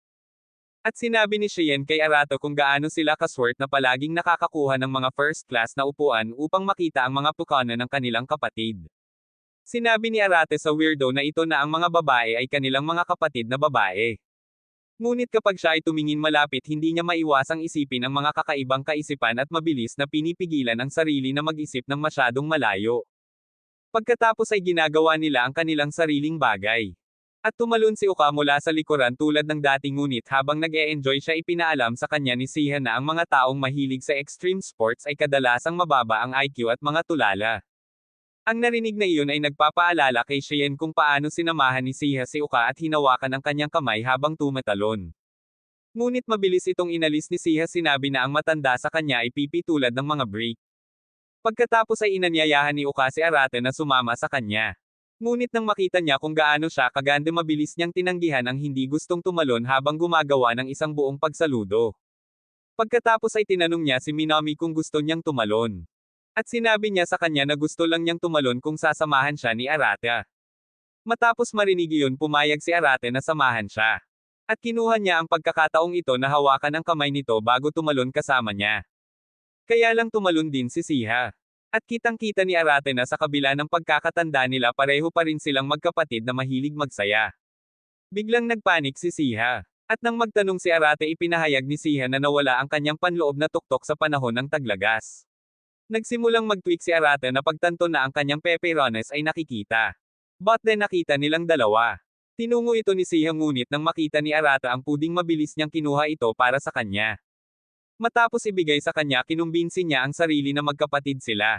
Ngunit nang lumabas si Siha sa tubig nakita niya ang itim na puntes at hindi niya maiwasang mag-isip ng ilang iniisip sa Alabama. Pagkatapos ay ipinahayag ni Banri na gusto niyang lumangoy. At nang utusan niya si Arate na sumama sa kanya na basa pinagmamasdan ni Minami at Oka ng may paninibugho. Lamusong ang dalawa sa tubig kung saan ang ilang simp ay nagchichismisan sa magandang tanawin na kanilang nakikita. At hindi sila masisisi ni Arate na kinikilala kung gaano kaplano ang kanyang nakatatandang kapatid na babae. Bigla siyang tumalon sa likod niya itinulak ang mga melon sa kanya. Nagiging sanhi ng lahat ng kanyang isip na gumagala sinabi niya sa kanya na kung kailangan niyang magbulalas nandyan siya para sa kanya. Pero nanatili siyang tahimik ayaw ipahalata kung ano ang lasa ng labi niya sa mga ito ni Oka. Sinabi lang niya sa kanya na siya ay magiging isang kapatid na hindi mag-aalala sa kanya ngunit ito ay nagpapaalala lamang kay Banri sa nangyari kay Kot Ono. Papalapit sila sa talon at iginiit ni Banri na lalo silang lumapit. Masyado niyang itinulak ang sarili sa kanya at nadula si Arate dahilan para matamba silang dalawa. Nabalot sila ng katahimikan at sa sandaling iyon sinabi ni Banri kay Arate na mahal niya siya ngunit dahil sa talon hindi niya ito narinig. Gayunpaman malapit sa kanila naririnig ni Kot Ono ang lahat. Nang maglaon ng si Arate ay nag-iisa hiniling ni Kot Ono sa kanya na samahan siya sa isang malapit na vending machine upang makakuha ng ilang oras na mag-isa. Naghihinala si Arate na may gusto siyang sabihin ngunit kapag dinala niya ito sa kanya ay pinutol niya ito. Ipinaalala nito kay Arate kung paano siya minsang nalunod sa ilog. Ngunit tiniyak sa kanya ni Kot Ono na siya ay isang malaking babae na hindi malulunod ngayon. At nang tingnang mabuti ni Arate nakuha niya ang ilang mga iniisip sa Alabama at sinisisi ito sa halik ni Oka. Sa sandaling makarating sila sa vending machine may gustong sabihin si Kot Ono ngunit huminto sa kalagitnaan. Habang hinihikayat siya ng kanyang kapatid na si Arate na magbukas sa kanya sinasabi kung paano siya palaging nandyan para sa kanya at sa sandaling iyon ay umiyak si Kot Ono ng mabibigat na luha na ikinagulat ni Arate. Sinisisi niya ang kanyang sarili sa pabigla-bigla niyang ginawa sa nangyari kamakailan sa iba pang mga kapatid na babae. Ngunit tiniyak ni Arate sa kanya na sa kabila ng kanyang mga impulses ang pagiging nandyan para sa kanya ang dapat gawin ng isang nakatatandang kapatid. Ang kanyang init ay nagpapaalala kay Kot Ono ng kanilang mga lumang araw kung kailan siya ay palaging iniinis ng kanilang ama at natatanggap ng espesyal na pagtrato sa iba. Pinasunod nito ang iba hindi sinasali si Kot Ono sa kanilang negosyo na nagparamdam kay Kot Ono na ang lahat ay mananatiling pareho kung siya ay biglang mawala. Pagkatapos isang araw nataranta ang lahat habang nalulunod si Kot Ono sa ilog. Ang iba ay nakatingin lamang sa takot nakikita si Kot Ono na malapit na sa kamatayan. Ngunit si Arate ang tumalon at nagligtas sa kanya mula sa pagtulog kasama ang mga isda. Nang mailigtas humingi siya ng tawad kay Arate sa pagiging pabigat sa kanya at sa lahat. Ngunit bilang isang malaking kapatid sinabi ni Arate kay Kot Ono na lagi siyang nandyan upang iligtas siya. Sa sandaling iyon nakita ni Kot Ono si Arate ng iba kaysa sa iba bilang isang taong inuuna siya at ito ang naging dahilan upang gusto niyang si Arate ay higit pa sa kanyang nakatatandang kapatid. Pagbalik nila sa iba pinagalitan sila ni Banri dahil sa huli. Ngunit sa sandaling iyon napagtanto ni na Minami at Oka na nakuha ni Kot Ono ang ilang oras na mag-isa kasama si Arate na nagpaparamdam sa kanila na magkasalungat. Nang gabing iyon kasunod ng kanilang tradisyon tinatapos nila ang kanilang bakasyon sa pamamagitan ng pagbisita sa simbahan para sa isang gabi ng kandila. Samantala si Arate ay nagtatagal pa rin sa paghalik ni Oka at nagsimulang magpanik hindi alam kung ano ang gagawin. Napagtanto niya na kung wala siyang gagawin mas malala ang mga bagay para kay Oka kaya nagpasya siyang maghanap ng solusyon dito. Noon lang natitisod siya kina Kot Ono Minami at Oka na nag-uusap ng palihim. Napagtanto niya na malapit nang harapin ni Kot Ono ang kanyang mga problema at inaalalayan niya ito mula sa malayo. Humingi ng paumanhin si Kot Ono sa dalawa sa ginawa nilang komplikado sa kanila sa pamamagitan ng pagsasabi sa kanila ng kanyang tunay na nararamdaman para kay Arate. Ipinahayag niya na nakita niya ang mensaheng ipinadala ni Minami at alam din ang tungkol sa pag-amin ni Oka kay Arate sa amusement park. Ipinahayag niya na tunay niyang mahal si Arate at humingi ng tawad sa kanyang pagiging makasarili. Gayunpaman sa kanyang pagkabigla inamin ni Minami na mahal din niya si Arate sa romantikong paraan at tumanggi siyang itago ito. Kaya't sinabi niya kay Kat Ono na simula noon magkaribal na sila sa pag-ibig. Bigla ring umamin si Uka na mahal din niya si Arate na ikinagulat nilang dalawa. At ibinunyag niya na sa kaibuturan niya ay matagal na niya itong minahal ngunit palaging tinatanggihan. Hanggang ngayon magkaharap ang tatlo at gaya ng ipinangako ng magkapatid na kung sino ang pipiliin ni Arate na mahalin at mabunggo sa tiyan ng dalawa pa ay hindi magkakaroon ng anumang mahirap na damdamin at patuloy na magmamahalan bilang magkapatid. Samantala si Arate na nakarinig ng buong bagay ay isinumpa ang mga Diyos na mapagmahal sa kapatid dahil sa narinig lang ng kanyang mga tainga. Pero ang hindi pa nila alam sa kanila may isang pares ng aktwal na magkakapatid na naghihintay na mabunyag. Mag-subscribe para hindi mo makaligtaan ang susunod na season.